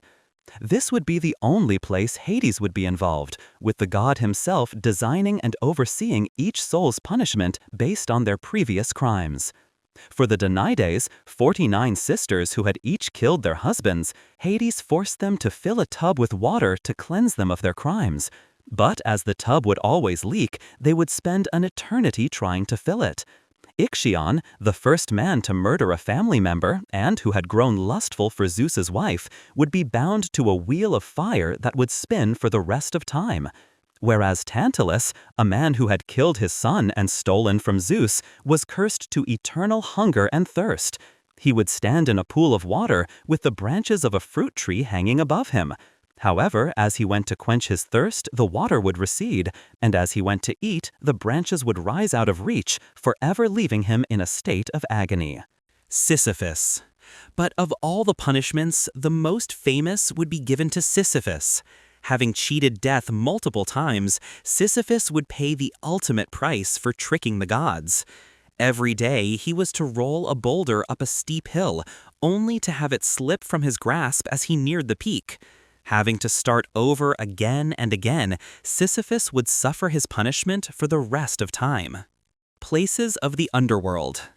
Although Hades would have complete control over the underworld, his realm was so vast that he had to enlist the help of the Furies to carry out his punishments. But they would not only be confined to the realm of the dead. The murder of a family member was considered so terrible in Greek society that even those still alive could not escape Hades' wrath. They would be hunted down and tormented by the Furies, 3 sisters from the underworld, who would not stop until they had avenged the dead and driven their target insane. It would be the underworld they called home, resting here before their everlasting torment of the human soul began once again. Traveling across the underworld would also lay the fields of mourning, a resting place for those who had spent their life pursuing love only to be rejected. The anguish they felt would condemn them to this dark and haunting forest, where they would forever mourn the love they never had. In the far corner of the underworld lay the Land of Dreams, an island accessible only to the gods of Olympus. Ruling over the island would be Morpheus, the god of dreams, who each night, when all were asleep, would alongside his two brothers control the dreams of not only mortals but the gods too, either granting them pleasant visions of the future or haunting them with the worst of nightmares. So powerful was Morpheus over the unconscious mind that he would be used to name the drug morphine, a pain medication renowned for sending his users to sleep. The true seat of power, however, did not rest in the land of dreams, for the underworld had only one ruler, the mighty Hades, who lived in a grand palace deep within the earth. Hidden away on an island engulfed by fire, those who searched for his home without an invitation would become lost in the dark and winding halls of the dead. Orpheus. But while the underworld was filled with punishments, Hades and Persephone were not cruel rulers and would take pity on mortals who found their way to their kingdom. Orpheus, a famed musician and poet, had fallen in love with the beautiful Eurydice. But on their wedding day, Eurydice would be killed by a snakebite, with Orpheus left alone in despair. Grieving and desperate to see his wife once again, he would decide to travel to the underworld to retrieve her. Arriving at the river Styx, he would take out his lyre and play a beautiful song for Charon, who was so moved that he ferried Orpheus across the water for free. Upon reaching the other side, he would be confronted by Cerberus, with the tune he played so sweet that the three-headed dog would be lulled into a deep sleep. Finally, he would reach the palace of Hades and Persephone, playing for them a song about his lost love, Eurydice. With tears welling in his eyes, Hades would take pity on Orpheus and agreed to release her soul, but only on the condition that Orpheus refrained from laying his eyes upon her until they were both out of the underworld. Overjoyed, Orpheus would agree and began to lead his bride through the dark and winding halls of the dead. But as he neared the surface and the daylight shone upon his face, he would be overcome by excitement, turning around to look at his wife. But Orpheus had not yet completed the journey, and so, as his eyes fell upon her, Eurydice would be dragged back down into the realm of death, never to return. It was a lesson to all Greeks in the virtues of patience and restraint. For if Orpheus had resisted temptation when his goal was so close, Eurydice, the love of his life, would have been with him once again. The Age of Heroes. With the gods having established control over the world and the realm of the dead, the heroic age would soon begin, with warriors from across the land embarking on great adventures that would become legend. The House of Cadmus. The first in this generation of heroes would be Cadmus. The brother of Europa, Cadmus would spend many months searching the land for his sister, but as she had been abducted by Zeus, her location would be impossible to find. Desperate for information, Cadmus would make his way to the Oracle of Delphi, but she would inform him that his sister was lost forever and not to dwell on her absence. Instead, she would tell Cadmus the gods had special plans for him and that he was to follow a sacred cow and found a city upon the place where it came to rest. Following the oracle's instructions, Cadmus would find the cow nearby, following it for days into the region of Boeotia, where it would finally lay down to rest. Upon that very spot, he would found the city of Thebes, which would become one of the greatest cities of ancient Greece, rivaling the likes of Athens and Sparta for power and influence. To sanctify the city and receive blessings from the gods, Cadmus intended to sacrifice the sacred cow to Athena, a ceremony that required water from a nearby spring. But when Cadmus sent his companions to collect the water, they would find the spring guarded by a ferocious dragon, who slew them as they tried desperately to escape. Hearing screams, Cadmus would run to the spring, only to find the dragon devouring his friends. Taking a spear, he would lunge forward and impale the beast, with the dragon unleashing a terrible scream as it took its last and final breath. Little did Cadmus know that the dragon was sacred to Ares, and that by killing it, he had committed a crime against the god of war. Ares would spare his life, but would force Cadmus to serve him as a slave for 8 years before his actions could be forgiven. But for Ares, his troubles would not only be confined to earth, for on Mount Olympus, Hephaestus, the god of smithing, had discovered one of Ares's deepest secrets. Hephaestus was married to Aphrodite, the goddess of love and beauty, but Aphrodite had not been faithful, having an affair with Ares. The romance had lasted many years, with Aphrodite secretly bearing Eris a child called Harmonia. When she came of age and Cadmus had finished his many years of service, Eris was so impressed by his devotion that he would offer his daughter Harmonia to Cadmus as a bride. Hosting a great wedding celebration in Thebes, the two would wed, with all the gods of Olympus happy for their marriage bar one. For Hephaestus, having just found out his wife had had an illegitimate child, would present Harmonia with a cursed wedding gift, a beautiful necklace that would bring misfortune to any family who possessed it. Unaware of the curse the necklace contained, Cadmus and Harmonia would go on to rule the city of Thebes for many years, enjoying a long life and having 5 children together, 4 daughters and 1 son. Yet soon, the curse of Harmonia's necklace would bring ruin to the house of Cadmus. Their youngest daughter, Selene, would be the first to suffer tragedy. Having spent a night with Zeus, Selene would fall pregnant with the god Dionysus, but the cursed necklace would soon bring about misfortune, with Selene bursting into flames when she saw Zeus's true form. Her sister Ino would also suffer misfortune, with her husband Athamas going insane and killing their children, with Ino herself jumping to her death while trying to escape him. The third daughter of Cadmus, Agave, would give birth to a son named Pentheus, who would become the second king of Thebes after Cadmus decided to retire in his old age. But Pentheus would make a deadly mistake, deciding to ban the worship of his divine cousin Dionysus in the city. In revenge, Dionysus would drive all the women of Thebes into a frenzy, who would tear Pentheus limb from limb, with his own mother, Agave, ripping off his head while under Dionysus's spell. And finally, Autonoe, the last daughter of Cadmus and Harmonia, would be mother to the hunter Actaeon, who would be transformed into a deer and devoured by his own hunting dogs after he accidentally saw the goddess Artemis bathing in the forest. With the necklace of Harmonia being passed from generation to generation, the curse of the house of Cadmus would continue, with each new descendant suffering misfortune. However, the necklace's curse would torment one man in particular, Oedipus, the 7th king of Thebes, whose tragic story would bring tears to the eyes of all who heard it. Oedipus. The son of King Laius and Queen Jocasta of Thebes, Oedipus would face hardship from the very beginning of his life. His father, Laius, the city's 6th king, had consulted the oracle of Delphi about the future of his lineage. But the prophecy he received would not be to his liking, as it was foretold that he would die at the hands of his son. And so, when his first son was born, Laius would bind his feet, hanging the boy on the branch of a tree to die. But a shepherd would soon stumble across the helpless child, retrieving him from the tree and taking him home to safety. As the child's ankles had been damaged, he would name the infant Oedipus, meaning swollen foot. Wanting the best for the child, the shepherd would deliver Oedipus to the king and queen of Corinth, good people who could not conceive a child of their own. Oedipus would experience a happy upbringing in Corinth, but as he reached manhood, he would begin to wonder about his true parentage. Making his way to the oracle of Delphi, he would ask who his parents were. In reply, the oracle only warned him to stay away from his homeland, otherwise he was destined to kill his father and marry his mother. Horrified by the prophecy, and believing that it referred to his foster parents, the king and queen of Corinth, Oedipus vowed to never again return to the city. Instead, he would travel to Thebes, which, unknown to Oedipus, was the true land of his birth. On the road to Thebes, Oedipus would come to a narrow junction where a large chariot blocked his way.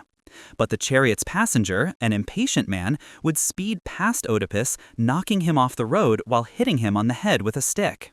Furious, Oedipus would chase after the chariot, killing all those on board, including the elderly man who had struck him. Unknown to Oedipus, he had already begun to fulfill the prophecy, as the old man lying dead at his feet was none other than his true father, King Laius. Continuing his journey, Oedipus would reach the gates of Thebes, only to discover that the city was plagued by a monster, the Sphinx, sent there by Hera to punish the city for the crimes of its kings. With the head of a woman, the body of a lion, and the wings of a bird, the Sphinx would ask anyone wishing to enter or leave the city a simple riddle. What animal has 4 legs in the morning, 2 at noon, and 3 in the evening? None had yet solved the riddle, and those who failed would be killed and eaten by the Sphinx. The rulers of Thebes were so desperate to get rid of the creature that they offered the throne to anyone who could kill it. Approaching the monster, Oedipus would be asked the riddle, with the Sphinx eagerly waiting for yet another kill. But after thinking long and hard, Oedipus would finally give his answer: man. For in the morning, man is a child, crawling around on all fours. Then, at noon, in the prime of his life, man walks on just 2 legs. And finally, in the evening of his life, man walks with the aid of a third leg, a walking stick, to help him keep balance. Shocked by her defeat, the Sphinx would jump off a tall rock to her death, with Oedipus entering the city of Thebes as a hero. Being crowned king for ridding the city of the Sphinx, he would also be gifted the recently widowed Queen Jocasta as his wife, with the two having several children together. But, unknown to Oedipus, he had just married his own mother, with the prophecy now complete. The two would live together happily for a time, but it was not to last, with the gods casting a plague upon Thebes as punishment for the crimes of patricide and incest that Oedipus was still unaware he had committed. With the plague getting worse by the day, the shepherd that had saved Oedipus as a child would finally reveal to him his true identity. Horrified by the revelation that she had married her son, Queen Jocasta would hang herself, with Oedipus soon finding her body. Overcome by grief at the death of his mother and wife, Oedipus would take the golden brooches from her robe and blind himself with their sharp pins. Disgusted by the revelation of his identity, the people of Thebes would exile Oedipus, with only his daughter Antigone choosing to accompany him. Blind and poor, he would spend his remaining years wandering the land as a beggar, with all those he encountered hurling abuse at him for his crimes. The only comfort he received was knowing his daughter was by his side, with Oedipus dying an old man, having realized that no mortal can outrun their fate.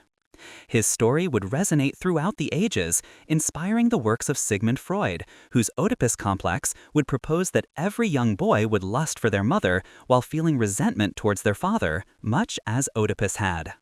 But although the House of Cadmus was the first great heroic family, a new line of heroes would soon emerge. For there was another kingdom that sat between the great cities of Athens and Sparta, Argos, ruled by King Acrisius. But Acrisius had been informed of a terrible prophecy by the Oracle of Delphi, warning him that his grandson, soon to be born, was destined to murder him.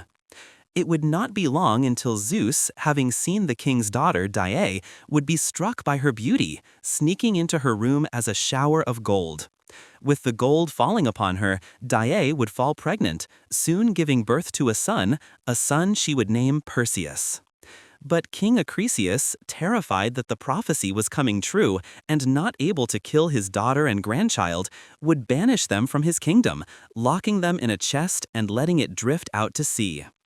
Traveling for many days and nights at sea, they would soon arrive upon the shores of Seriphos, where they would be discovered by the fisherman Dictys. Dictys would raise the boy as his own, with Perseus soon reaching manhood on the island. But not all would be well, for the fisherman's brother, King Polydectes, had also noticed the beauty of Danae and desired her as his wife. But she was always protected by her son Perseus, who never left her side. Wanting to have Danae to himself, King Polydectes would look to find a way to get rid of Perseus, with an opportunity soon presenting itself. Hosting a great feast, Polydectes would invite guests from across the island, with each man expected to bring a horse in tribute. But Perseus, having no money to his name and possessing great speed and strength, instead boasted he could easily deliver the king a greater gift, the head of Medusa. It was the opportunity Polydectes had been waiting for, with him ordering Perseus to collect the head. Not expecting the king to take up his offer, Perseus would set out in despair, having only heard the terrifying tales of the creature that awaited him. Medusa. But Medusa had not always been a terrifying creature. The daughter of the sea gods Phorcys and Ceto, Medusa was one of 3 sisters, renowned for their unrivaled beauty. The only mortal sister, Medusa would also be the most beautiful, with any man that set eyes on her immediately falling in love. But despite this, Medusa would dedicate her life to Athena, the goddess of war and wisdom, taking a vow of celibacy so she could serve as her priestess.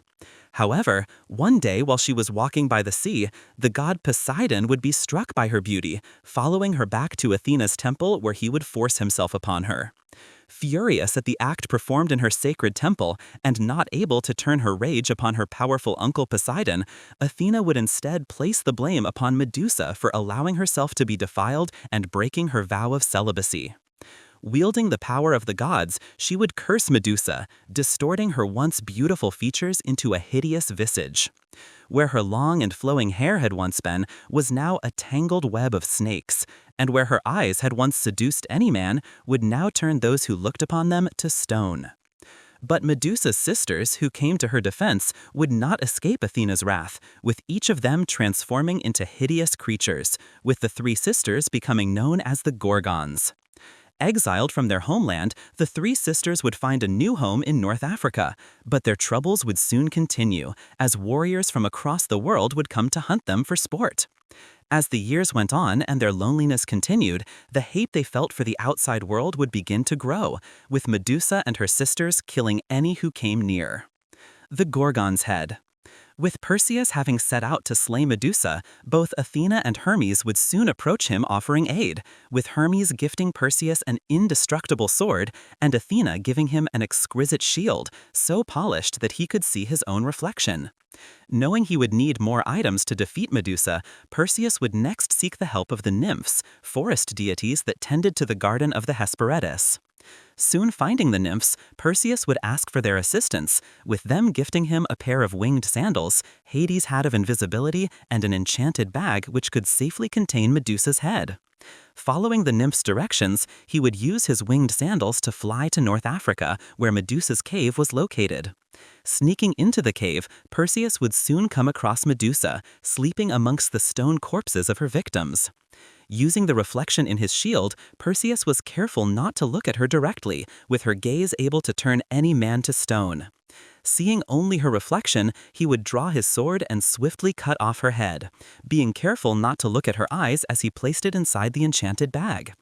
But to Perseus's surprise, from Medusa's body would spring Pegasus, a beautiful winged horse, Poseidon's child who had been growing inside her all this time. Mounting Pegasus, Perseus would fly out of the cave and begin the journey home to Greece. Andromeda. Soaring across the ocean, Perseus would look down at the waves below, shocked to see a woman chained to a rock. The woman was the beautiful Andromeda, princess of the kingdom of Ethiopia, who had been placed there as an offering to the gods, in the hopes that her sacrifice would save the kingdom from the terrifying sea creature Cetus, who had been ravaging the shore, killing all those it came across. Captivated by Andromeda's beauty, Perseus would approach her parents, the king and queen of Ethiopia, offering to slay the creature in return for Andromeda's hand in marriage. Relieved, they would quickly accept, with Perseus flying over the monster with his winged sandals, slashing it with his sword until the beast was dead. Returning Andromeda to the shore, the queen would honor her word, giving Perseus her blessing, with the two soon marrying. With his new bride in hand, the pair would mount Pegasus, flying back to the island of Seriphos, where Perseus' mother awaited. The prophecy fulfilled. But things were not as Perseus had left them. His mother Danae had continued to reject the advances of the king, but without Perseus there to protect her, she was forced into hiding. Having seen that King Polydectes had turned to violence to gain his mother as a bride, Perseus would fly down to the palace in anger, with the king's guards drawing their swords. Taking Medusa's head from his bag, Perseus would hold it out before him, turning the soldiers to stone. Panicking, the king ran for his spear, but it was too late, with Perseus holding Medusa's head before him, forever immortalizing his terrified expression in stone. Finally reunited, Danae would embrace her son, thankful that she would no longer have to live in fear. Leaving the island behind them, Perseus, Andromeda, and Danae would decide to return to Argos, the place of Perseus's birth, where his grandfather, Acrisius, still ruled as king. But before he left, Perseus would return his gifts to the gods, with Athena taking Medusa's severed head and placing it on her shield, a final punishment for her former priestess, with it remaining as a symbol of Athena's dominance and power. Returning to Argos, Perseus was hailed as a hero for slaying Medusa, with all the townspeople encouraging him to join a local athletics tournament where he could compete against some of the strongest men in Greece. With the event underway and Perseus dominating the competition, it would soon be his turn to throw the discus. Spinning with all his might, Perseus would forget his own strength, with the discus flying off into the crowd, killing a member of the audience. Running over to the body, he discovered that it was none other than his grandfather, King Acrisius, laying dead on the floor, the discus having struck him on the head. And so, just as the prophecy had predicted so many years ago, King Acrisius had died at the hands of his grandson, a lesson that no mortal can run from their fate. But having shed the blood of a family member, something that was deeply frowned upon and considered one of the worst crimes in ancient Greek society, Perseus was no longer able to stay in Argos. Instead, he would found his own kingdom, Mycenae, north of Argos and west of Athens, which would soon become the most powerful city in Greece. Its great walls were constructed with massive boulders, too large for any man to lift alone, with Perseus enlisting the help of the mighty Cyclops, whose craftsmanship was unrivaled. Ruling over the city, Perseus and Andromeda would have many children together, with their family's reign lasting for generations to come.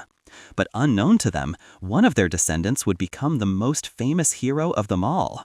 For the son of Zeus and Alcmene would be the great hero Heracles, whose famous 12 labors would echo throughout every corner of the world. But for all his fame and glory, Heracles' beginnings hold some of the most tragic and sad tales of all Greek myth. As Zeus sat on his throne on Mount Olympus, he looked down upon the world, with the beautiful Alcmena, the granddaughter of Perseus, catching his eye. Descending to earth, Zeus would lay with Alcmena, with her soon falling pregnant with a son named Heracles, later known as Hercules to the Romans, with Zeus planning to make his son the next great king of Greece. But little did he know that his wife Hera, the queen of the gods, had been watching these events unfold. In the past, she had sat idle while Zeus had fathered many illegitimate children, but this time she had finally had enough. When Zeus swore an oath to give kingship to the next descendant of Perseus, thinking it would be his son Heracles, Hera saw an opportunity to get revenge on her husband. When Heracles was about to be born, she used her magic to delay the birth, while also speeding up the birth of another descendant of Perseus, a child called Eurystheus. As Eurystheus had been born just mere seconds before Heracles, he had become the next descendant of Perseus, with Zeus being forced to give him the kingship instead. While Zeus could do nothing about his son's lost kingdom, he did manage to get his own revenge on Hera. After Heracles was born, Zeus brought him up to Hera's bedchamber on Olympus. As she was sleeping, Zeus placed the infant on Hera's breast, where Heracles was able to feed on the goddess's milk, stealing some of her divine power for himself. Startled, Hera woke up and threw the baby off her chest, with her milk spraying across the heavens. This milk would settle out in space, becoming known as the Milky Way. Zeus chuckled to himself and brought Heracles back to Earth, placing him in a crib next to his mother. Back on Olympus, Hera was furious. This was too great an embarrassment for her to ignore, and so, in an attempt to kill Heracles, she sent 2 snakes into his crib. To her surprise, Heracles just giggled and grabbed a snake in each hand, strangling them with the strength he had just stolen from her. Hera looked down at the scene in rage, vowing to make Heracles' life as difficult as possible. Youth and the madness of Hercules. Growing up, Heracles received an education from some of the most renowned masters of Greece, in all things from archery to music. One thing that became clear from a young age was that Heracles had a very short temper. This, combined with his supernatural strength, made him dangerous to both his friends and enemies alike. Linus, his music teacher, found this out the hard way when he was teaching the young hero to play an instrument called the lyre. Heracles lacked the finesse to play the instrument and became infuriated by the constant corrections of his teacher. After some particularly harsh criticism, he ended up smashing Linus on the back of the head with the instrument, killing him instantly. While Heracles only received a minor punishment, his temper would go on to cause him many issues in his later life. Upon reaching manhood, Heracles would marry the Theban princess Megara, with the pair having 3 children together.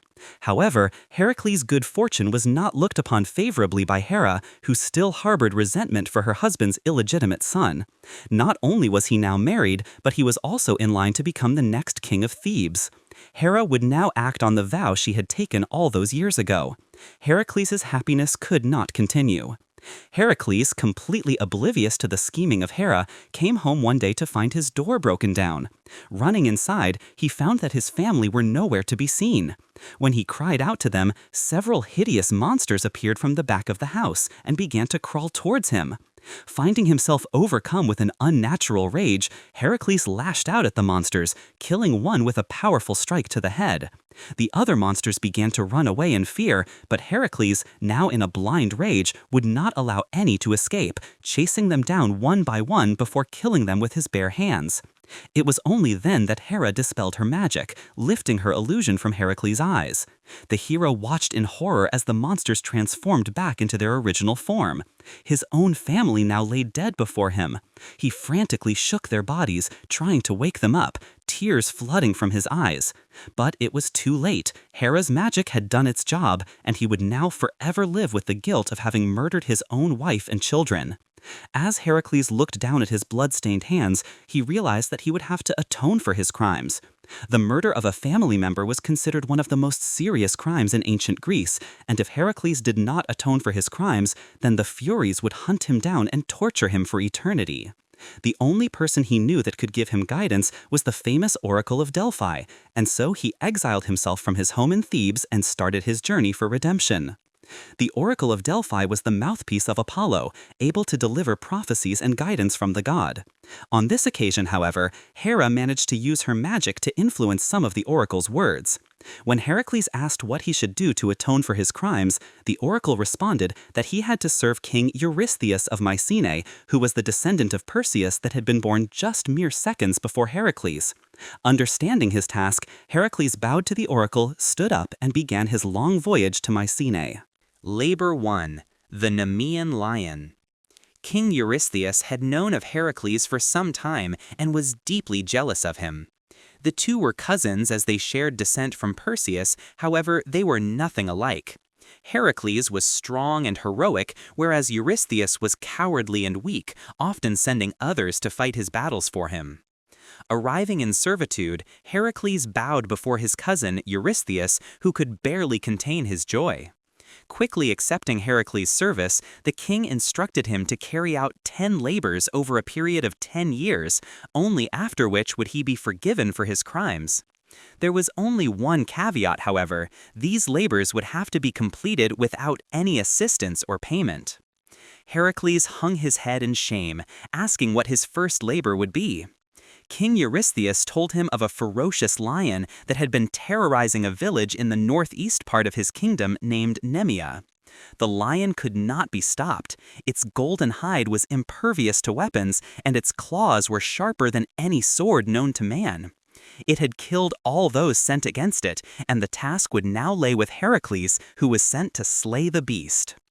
Aware that no sword or spear could penetrate the lion's hide, Heracles trained for several months, uprooting trees and lifting boulders to increase his strength.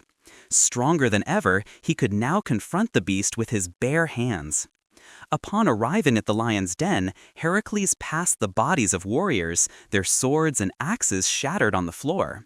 The lion then appeared and began to charge toward him, but just before it was about to pounce, Heracles stepped to the side, catching its neck in his arms. The two wrestled for hours, but when Heracles managed to get a good grasp on the lion's throat, he squeezed with all his might until he heard a crack. The dead beast fell down to the floor. His first labor was complete. Realizing the lion's pelt would aid him in his upcoming labors, he pulled out one of its razor-sharp claws, using it to skin the animal. He then threw the pelt around his shoulders like a cloak, using the lion's head as a protective hood. As Heracles left the lair, he found a giant oak tree, which he lifted from the ground and stripped of its branches, whittling it into a club. This would be his new weapon, and the lion skin his new armor, symbols of his path to redemption. As Heracles returned to Mycenae, draped in the pelt of the Nemean lion, Eurystheus was shocked, never imagining his cousin would make it back alive. Labor 2. The Lernaean Hydra. For his second labor, Heracles was sent to kill the Lernaean Hydra.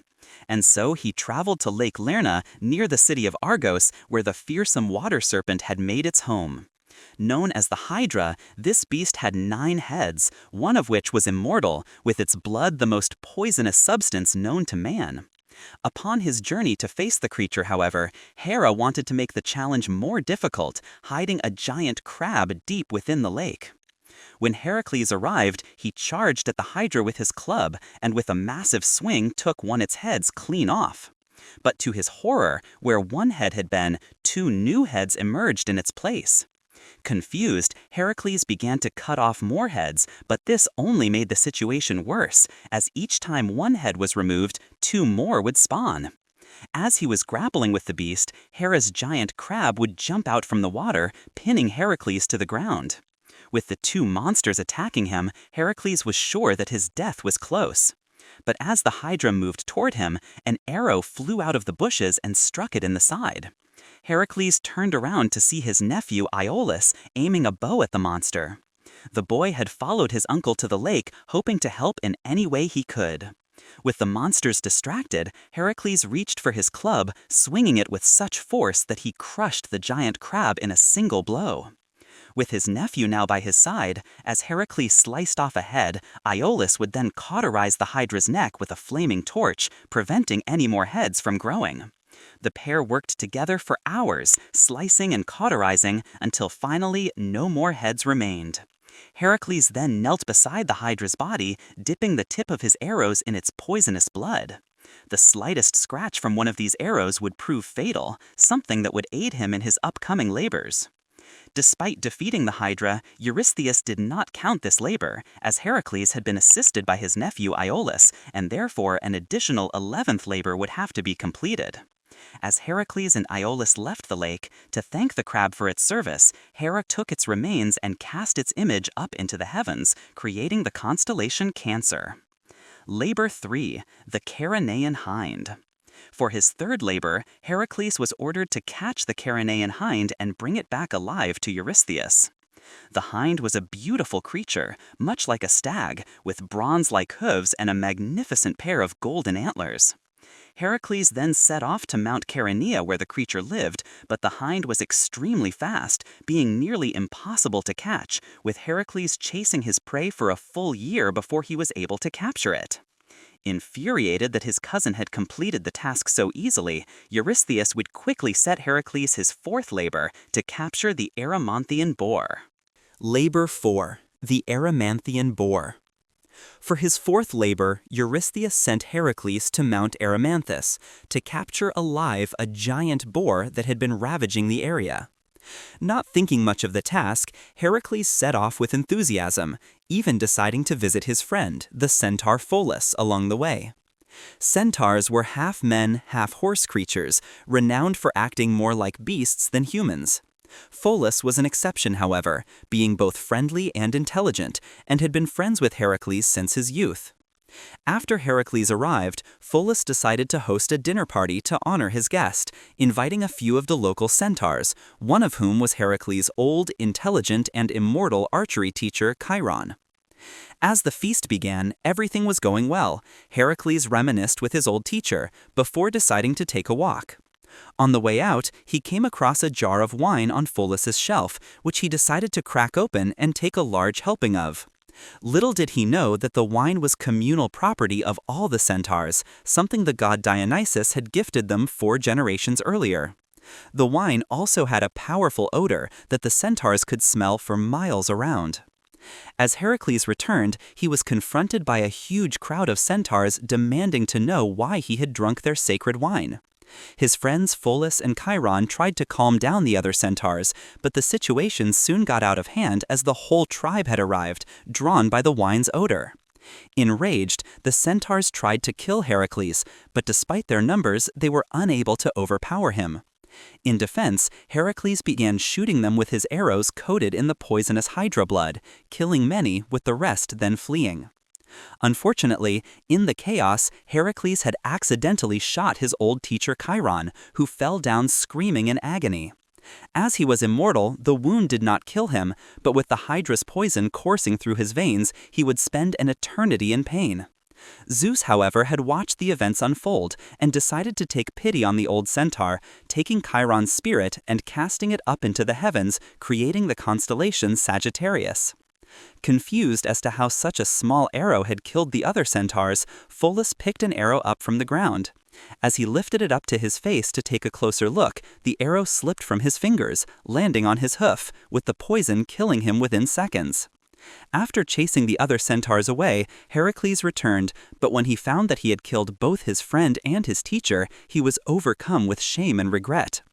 But unknown to Heracles, a centaur called Nessus was able to survive the massacre, running far into the mountains where he would spend over a decade planning his revenge on the hero. Heracles completed his actual labor with ease, chasing the boar into deep snow where he bound it in chains to bring back to Eurystheus. Upon seeing the giant monster, Eurystheus was petrified, quickly jumping into a large storage jar, refusing to come out until Heracles removed the boar from the room. Heracles could barely hide his amusement, but did as he was told and set the boar free. King Eurystheus then crawled out of the jar in embarrassment and quickly sent Heracles on his fifth labor. Labor 5. The Augean Stables. For his fifth labor, Heracles was tasked to clean the Augean stables in a single day, using only his hands and without any assistance. Eurystheus believed the task to be impossible, sending Heracles on his way, believing failure was certain. The stables belonged to King Augeus from the neighboring kingdom of Elis. They housed 3,000 immortal cattle and had not been cleaned for 30 years. The stables were so overrun with animal dung that in some places the filth had piled several meters high, and no one dared approach them due to the awful smell. Upon arriving in Elis, Heracles visited King Augeus, who promised the hero 1/10 of the immortal herd of a reward if he was able to clean the stables before nightfall. As he made his way over to the stables, Heracles was bombarded with a horrid smell. It was even larger and more filthy than he had imagined, spanning the length of a small city. After taking a look around, Heracles himself thought the task impossible to complete.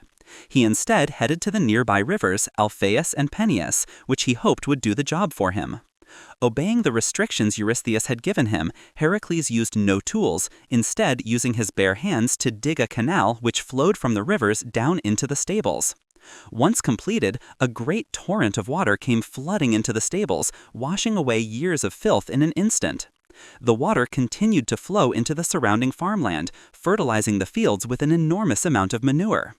This caused celebration in Elis, with the people cheering for Heracles as their farms were to prosper for years to come.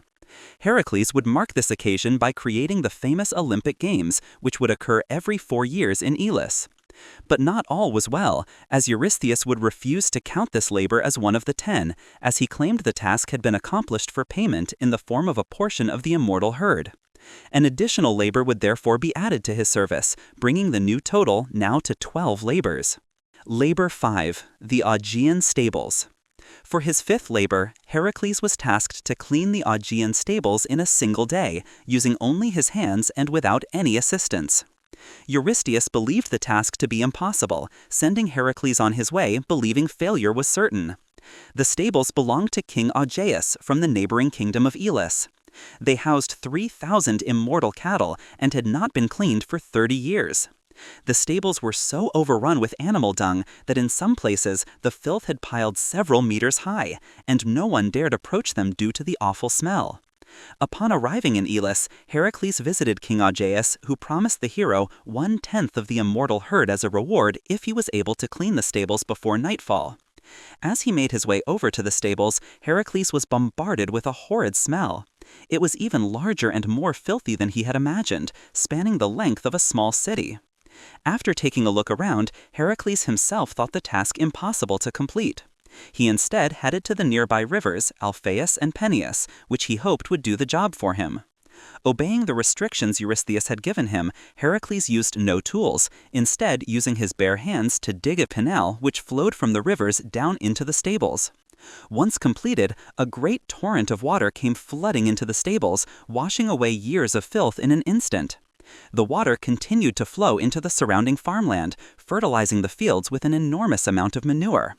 This caused celebration in Elis, with the people cheering for Heracles as their farms were to prosper for years to come. Heracles would mark this occasion by creating the famous Olympic Games, which would occur every 4 years in Elis.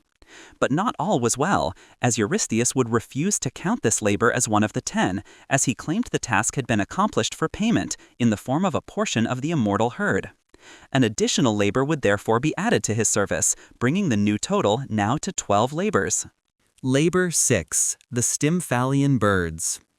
For his 6th labor, Heracles was tasked with driving away a flock of man-eating birds from Lake Stymphalis.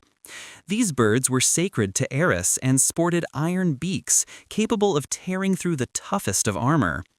The birds were the size of herons and excreted poisonous droppings, rendering the surrounding area uninhabitable. Upon arriving, Heracles would find a pair of giant bronze rattles that had been placed on the fallen trunk of a willow tree by Athena. Thanking the goddess for her aid, Heracles would begin to shake the rattles, with the noise they produced causing the birds enormous pain, with hundreds of them rising from the lake forming a great flock above. Heracles then took his aim, shooting down as many as he could, until finally those that had survived fled the lake, with his 6th labor now complete. Labor 7. The Cretan Bull.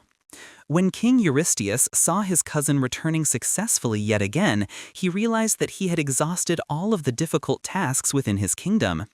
Needing more time to come up with one, he sent Heracles to Crete, an island near the Greek mainland, where King Minos would give him his next labor. King Minos had been gifted a beautiful white bull from the sea god Poseidon, with the expectation that he would sacrifice the bull in Poseidon's honor. Instead of doing this, however, King Minos decided to keep the bull for himself, thinking it too beautiful to kill. In revenge, Poseidon made the king's wife fall in love with the bull, with this union eventually leading to the birth of the half-man, half-bull creature known as the Minotaur, a creature that King Minos kept in a labyrinth beneath his palace. After the bull impregnated the king's wife, Poseidon turned it mad, with the bull running around Crete, destroying everything in its path. While Heracles was not destined to kill the Minotaur beneath the palace, that was a task destined for the hero Theseus, King Minos did want Heracles to capture the mad bull that was causing havoc in his kingdom. Accepting the challenge, Heracles went to confront the bull, and when the beast charged at him, Heracles would grab it by the horns and wrestle its head into the ground. After many hours had passed, the exhausted bull would finally submit, with Heracles then jumping upon its back. As the bull was a child of Poseidon, it could walk on water, and so Heracles would ride it across the seas to Mycenae to show Eurystheus proof of his achievement. With his task complete, and not wanting to kill an animal sacred to Poseidon, Heracles released the bull outside of the palace, where it went on to rampage the Greek mainland until it was finally, many years later, caught and killed by the hero Theseus. Labor 8. The Mares of Diomedes. For his 8th labor, Heracles was tasked with bringing Eurystheus the mares of the Thracian king Diomedes. These horses were fearsome creatures, known to breathe fire, with their aggression made worse by Diomedes feeding them the flesh of unsuspecting guests and strangers to his kingdom. As Heracles made his way to Thrace, he would be accompanied by his friend and lover Abderus, the son of Hermes. As they arrived, the pair made their way to the palace of Diomedes, where they witnessed the fire-breathing horses Heracles was tasked with collecting. The mares were bound to the palace wall with cast-iron chains, put on display for all to see, thrashing around and foaming at the mouth. But as he entered the palace to meet with King Diomedes, a foul-looking man with a nauseous stench, Heracles would hear a terrible scream behind him.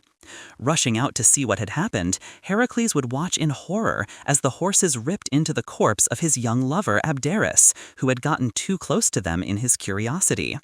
Filled with rage, Heracles charged back into the palace, killing the guards and grabbing Diomedes by the hair, dragging him outside. Giving the king a taste of his own medicine, Heracles threw Diomedes to the monsters, who began to devour their master. The flesh of Diomedes was so foul, however, that the horses stopped eating him halfway through, forever put off the taste of human flesh. With the horses now docile, Heracles grabbed their chains and brought them back to Eurystheus, his task now complete. Labor 9, the girdle of Hippolyta. For his 9th labor, Heracles was tasked to retrieve the girdle of Hippolyta, a gold and leather belt that ensured victory in battle.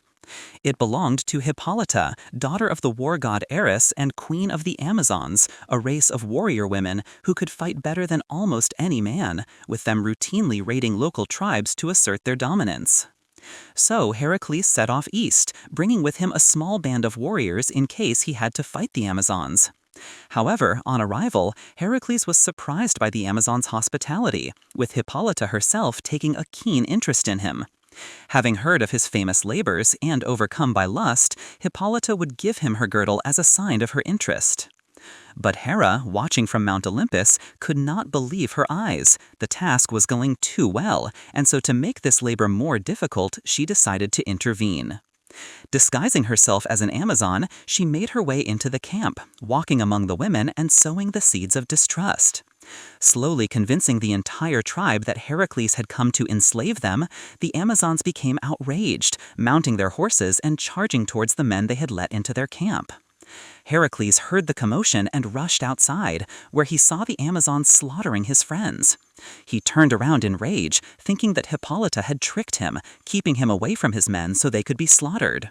Before the queen could explain, Heracles lifted his club and struck her dead, her girdle not protecting her as she had already given it to him. Heracles then ran outside, striking down any Amazon who challenged him. He managed to save a small handful of his companions, and the group hastily left the camp, heading home to Mycenae. Eurystheus had grown tired of Heracles beating any task laid before him, and so decided to send him to the farthest place he could think of, the island of Erythea. Labor 10, the cattle of Geryon. For his 10th labor, Heracles was sent to Erythea to steal the cattle of a 3-headed giant known as Geryon. Heading southwest, he traveled along the African coastline, but it did not take long for Heracles, unused to the intense and scorching heat of the continent, to become annoyed with the sun itself. Halfway across the Libyan desert, he took out his bow and threatened to shoot the sun with one of his poisoned arrows if it continued to torment him. Quite distressed at this, the sun came down in its human form as the god Helios, begging Heracles not to shoot him. He promised to shine less intensely while Heracles was on his journey, also offering to give the hero his great golden cup, a vessel shaped like a water lily, that Helios used to sail around the ocean at night. Finally reaching the island of Erythea, Heracles was quick to see the herd of cattle he had to steal, along with Geryon, their giant 3-headed owner. But wanting to be done with his task quickly, Heracles didn't even bother to fight the giant, instead shooting Geryon with a poisoned arrow, killing him within seconds.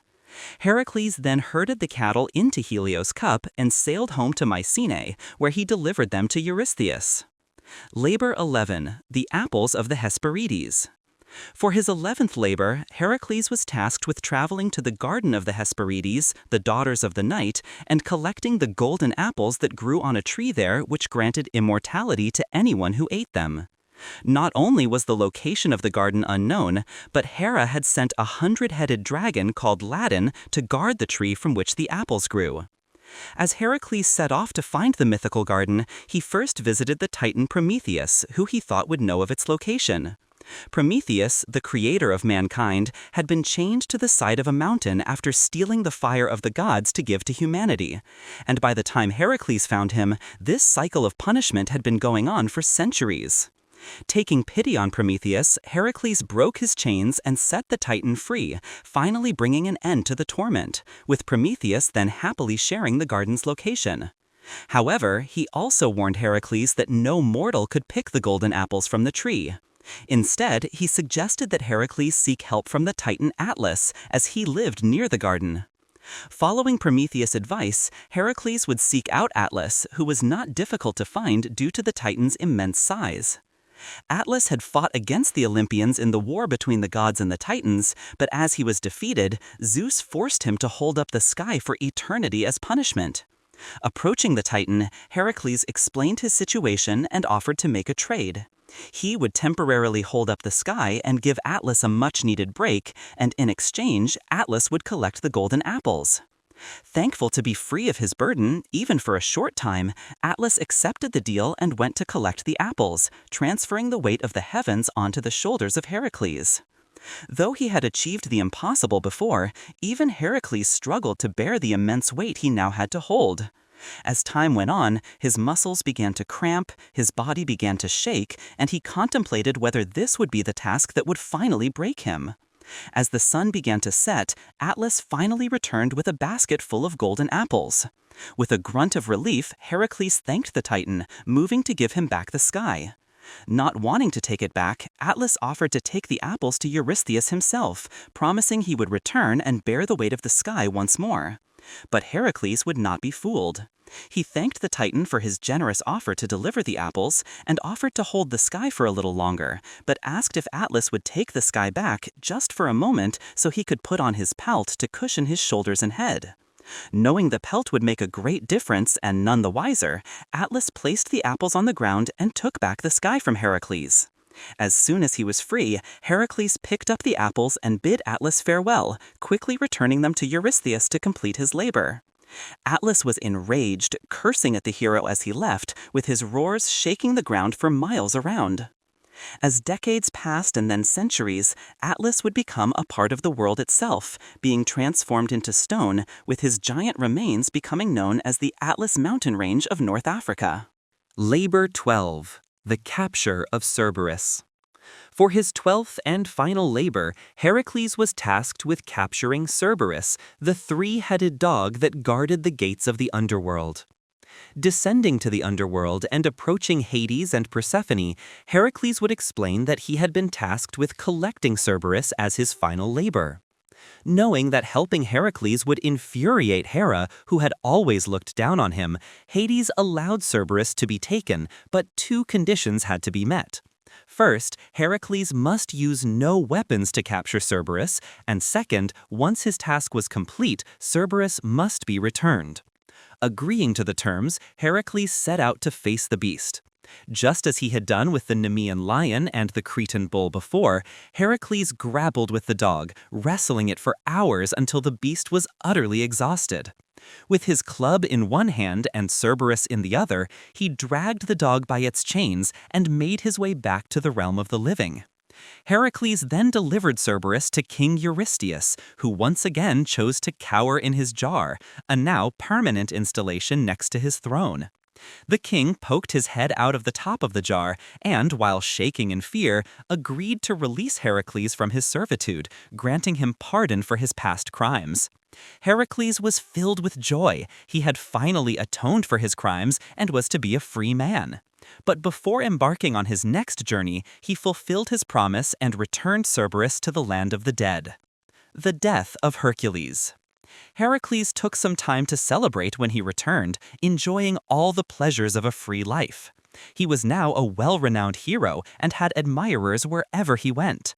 He would go on several more adventures, even joining the hero Jason and the Argonauts on their quest for the Golden Fleece. Heracles soon found another lover, taking the beautiful Deianira as his wife. However, as the newlywed couple were making their way to their home in the city of Sirens, they came across a rapid river that they had to pass. On the other bank stood a centaur, who made his way over and offered to carry Deianira across on his back. Heracles accepted the offer, not recognizing the centaur as Nessus, the sole survivor of the massacre Heracles had committed against the centaur tribe on the way to his fourth labor.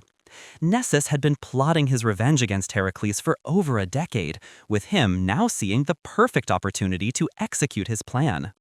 As soon as Nessus reached the other side of the river, he threw Deianira to the floor and attempted to violate her. Seeing this from the other bank, Heracles pulled out his bow and shot Nessus through the chest with a poisoned arrow, sending the centaur to the ground in agonizing pain. In his last breaths, Nessus apologized to Deianira and offered her a gift as a means of apology.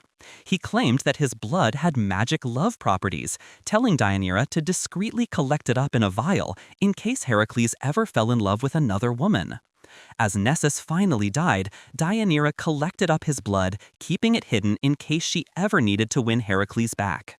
Little did she know that she had just begun the chain of events that would lead to the death of her husband. The couple lived happily in Sirens for a time and had several children. However, after a few years, Heracles became tired of such a peaceful life and craved some of the action of his youth. Seeking some adventure, he left his family behind and set out to the kingdom of Oechalia, where his old archery tutor, Eurytus, ruled as king. Once he arrived, it only took a few days for Heracles to fall in love with the daughter of King Eurytus, a woman named Iole. Winning her affections, Heracles would take Iole home to the city of Sirens, where his children and wife Deianira were living. While Deianira was initially happy to see her husband return, she became worried when she saw him arrive with another woman, suspecting that he had been unfaithful. In her desperation to win Heracles back, Deianira retrieved the blood of the centaur Nessus that she had been hiding, hoping that its love properties would help her. She smeared the blood on a robe, which she then gifted to Heracles, asking him to wear it to dinner that evening. When Heracles put the robe on later that evening, he immediately knew that something was wrong. Nessus's blood began to stick to his skin, causing a horrible burning sensation. Heracles began to scream in agony and tried to rip off the robe, tearing out large chunks of his flesh in the process. The centaur Nessus had planned this all along. He knew that Heracles would shoot him with a poisoned arrow when he attempted to violate Deianira. By convincing Deianira to gather his blood that was tainted with the Hydra poison, Nessus had craftily ensured that Heracles would suffer the same agonizing death that he had inflicted on the other centaurs. Hercules' torment lasted for hours, with his wife Deianira hanging herself upon realizing that she had poisoned her husband. Knowing his death was close, Heracles frantically ran around his courtyard, ripping up trees to construct a funeral pyre. Once assembled, the hero lay down upon it and asked one of his friends to set it alight. As the fire seared through his skin and his body went up in flames, a smile appeared on Heracles' face as he was finally released from the horrific pain. It was at this moment a great storm cloud gathered around the funeral pyre. In the cloud sat Zeus, who watched as the mortal part of his son burned away. The god then grabbed Heracles' spirit, taking his son up to Olympus, where he transformed him into an immortal. From this point on, Hercules was worshipped as a god by the Greeks, with his labors becoming legend, with Zeus eventually casting his son up into the stars, where he can still be seen as a constellation to this day. While some heroes, like Hercules, had to earn their place on Olympus, others would become arrogant, with many mortal men who assumed themselves equal to the gods often meeting a tragic end. Bellerophon. Such was the case with Bellerophon, the grandson of Sisyphus, the man cursed to roll a boulder up a hill for eternity. Gifted the winged horse Pegasus by Poseidon and learning to ride it with the help of Athena, Bellerophon would go on many adventures. His most famous exploit would be his slaying of the fearsome Chimera, a fire-breathing monster with the head of a lion, the body of a goat, and a snake for a tail. But as Bellerophon's fame grew, so too did his ego. Believing he had earned the right to sit amongst the gods, he took Pegasus and began flying up to Mount Olympus. But this would anger Zeus. Not only did Bellerophon think himself an equal to the Olympians, but he was using Pegasus, a gift from the gods, to get there. And so, as Bellerophon neared the heavens, Zeus sent a gadfly to sting Pegasus, causing the horse to kick Bellerophon off his back. Although he would survive the fall, Bellerophon would be blinded when he landed in a thorn bush. Living the rest of his life in misery, he would wander the earth alone, serving as a warning to those who thought to compare themselves to the gods. Pegasus would complete the journey to Olympus, where he would be claimed by Zeus, with the winged horse proudly carrying the god's thunder and lightning on his back for the rest of time.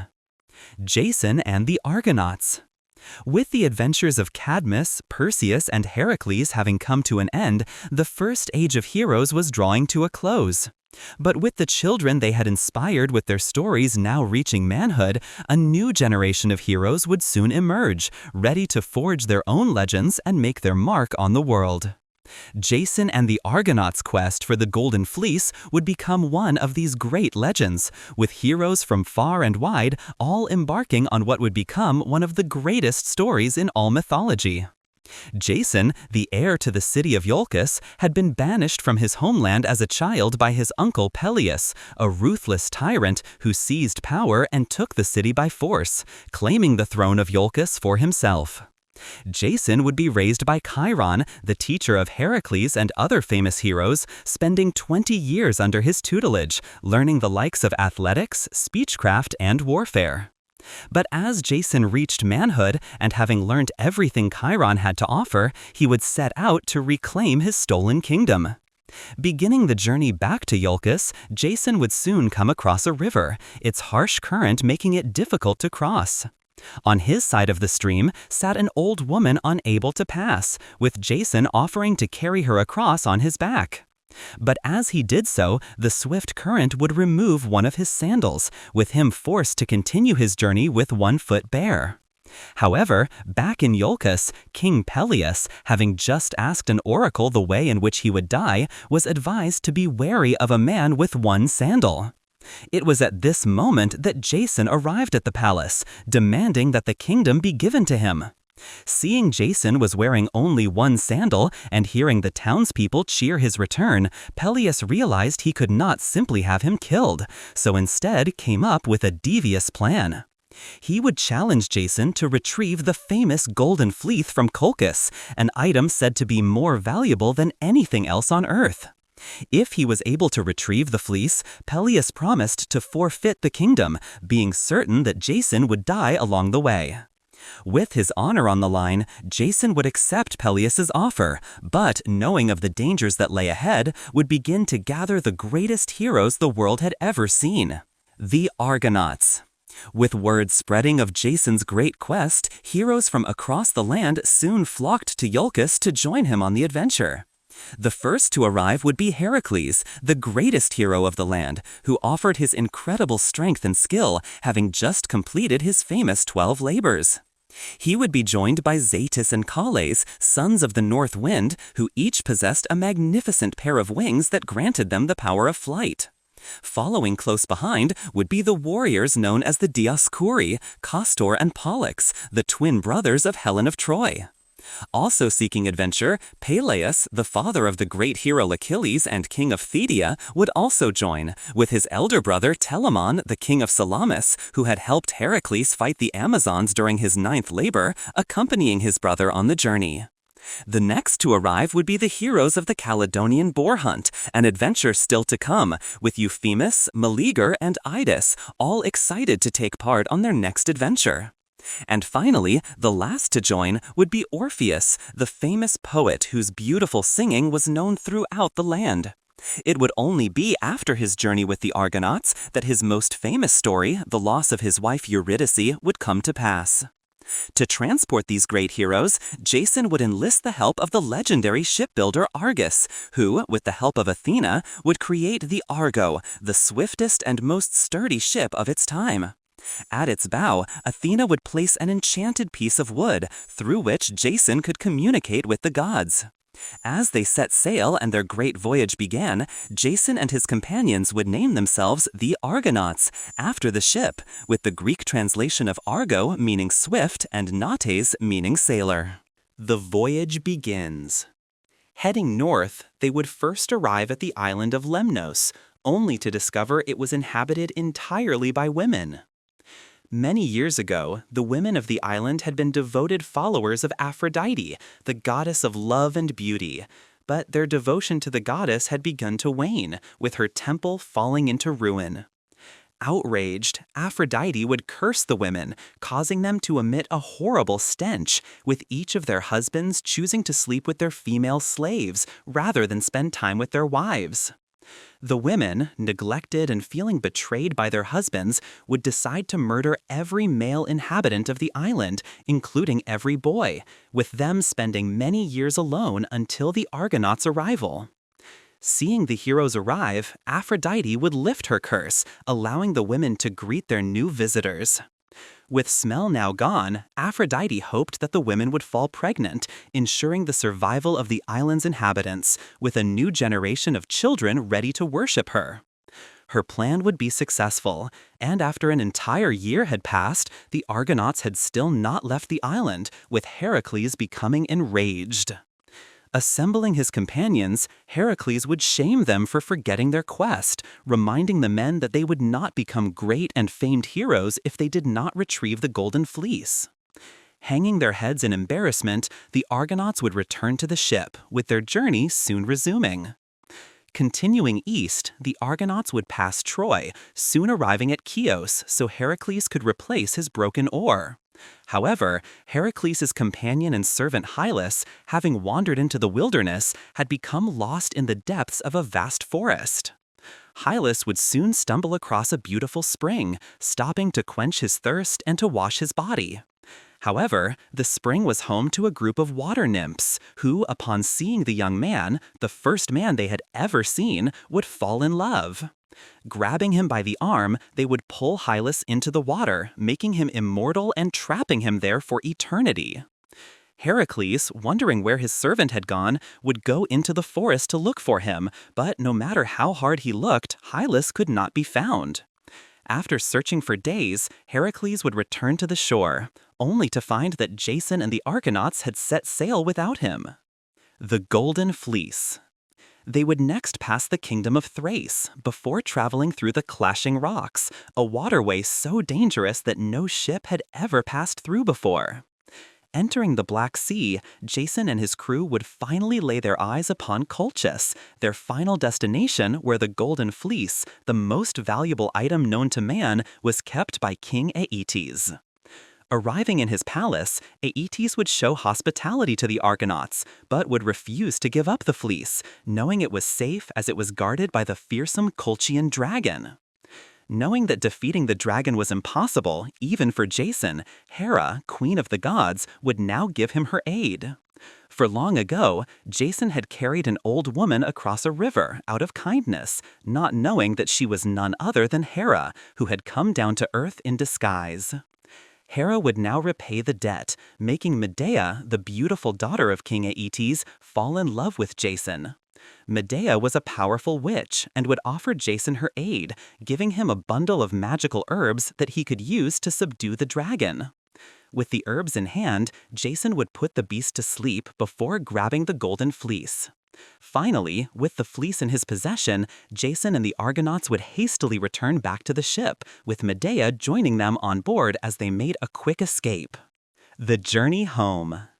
As morning came, King Aeetes awoke to discover that the golden fleece had been taken, with him quickly assembling a fleet of ships to head out in pursuit. Leading the fleet would be Aeetes' son Absyrtus, and it would not be long until he was close on their tail.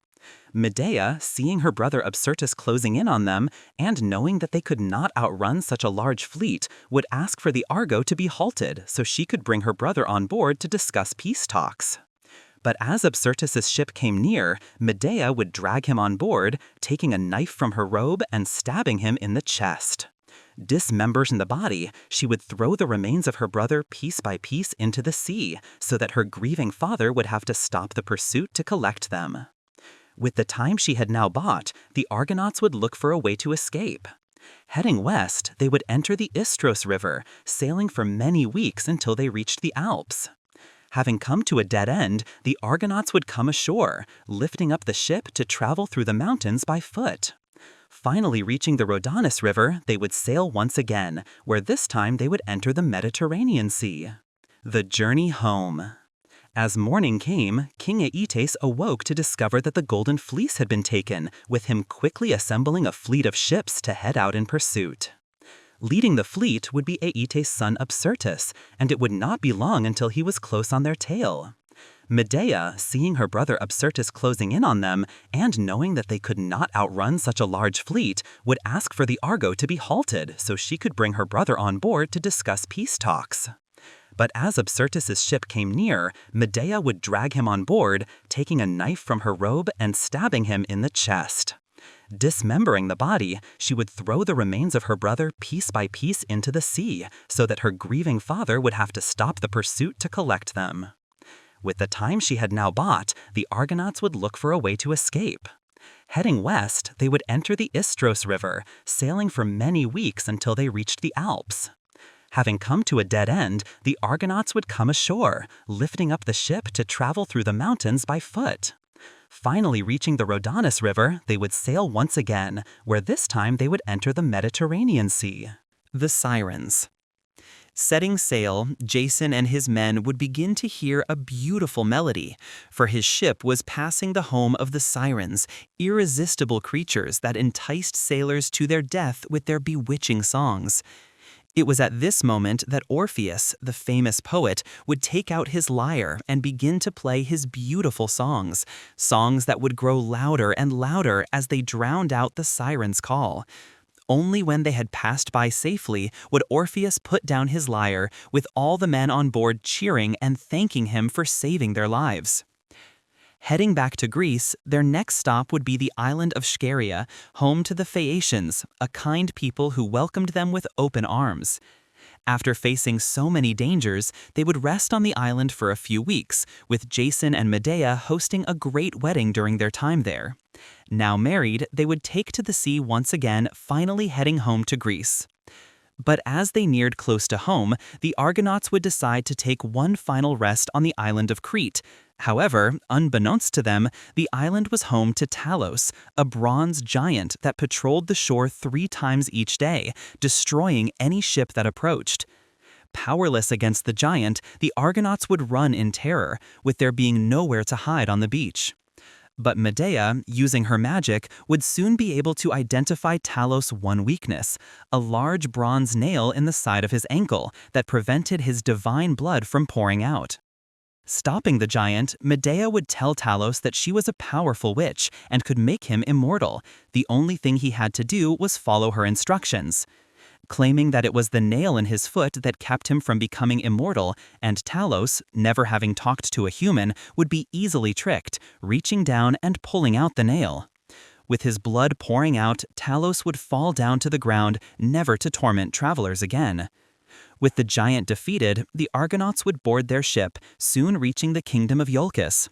After many years of travel, and with the golden fleece in hand, Jason was finally ready to reclaim his homeland. The fate of King Peleus. Arriving back in the city, Jason would learn that King Peleus had put his father to death during his absence, with revenge now the only thing on his mind. Approaching the king with the golden fleece, Jason demanded that the kingdom be rightfully transferred to him, but Peleus, not honoring his would refuse, asking Jason to leave. However, Medea, realizing the king would never give up his throne, came up with a cunning plan. Inviting the king's daughters to attend, Medea would chop an old ram into pieces, boiling it in a cauldron for all to see. Using her magic, the ram would come back to life, jumping out of the cauldron with its youth restored. But Peleus's daughters, having seen their father grow old and weary just as the ram had, desired him to be rejuvenated as well. And so, when Medea told them she could perform the same magic on the king, their faces lit up with joy. Sneaking into Peleus's room when all were asleep, they would chop their father into pieces and throw him in the cauldron, eagerly awaiting Medea's return the next morning.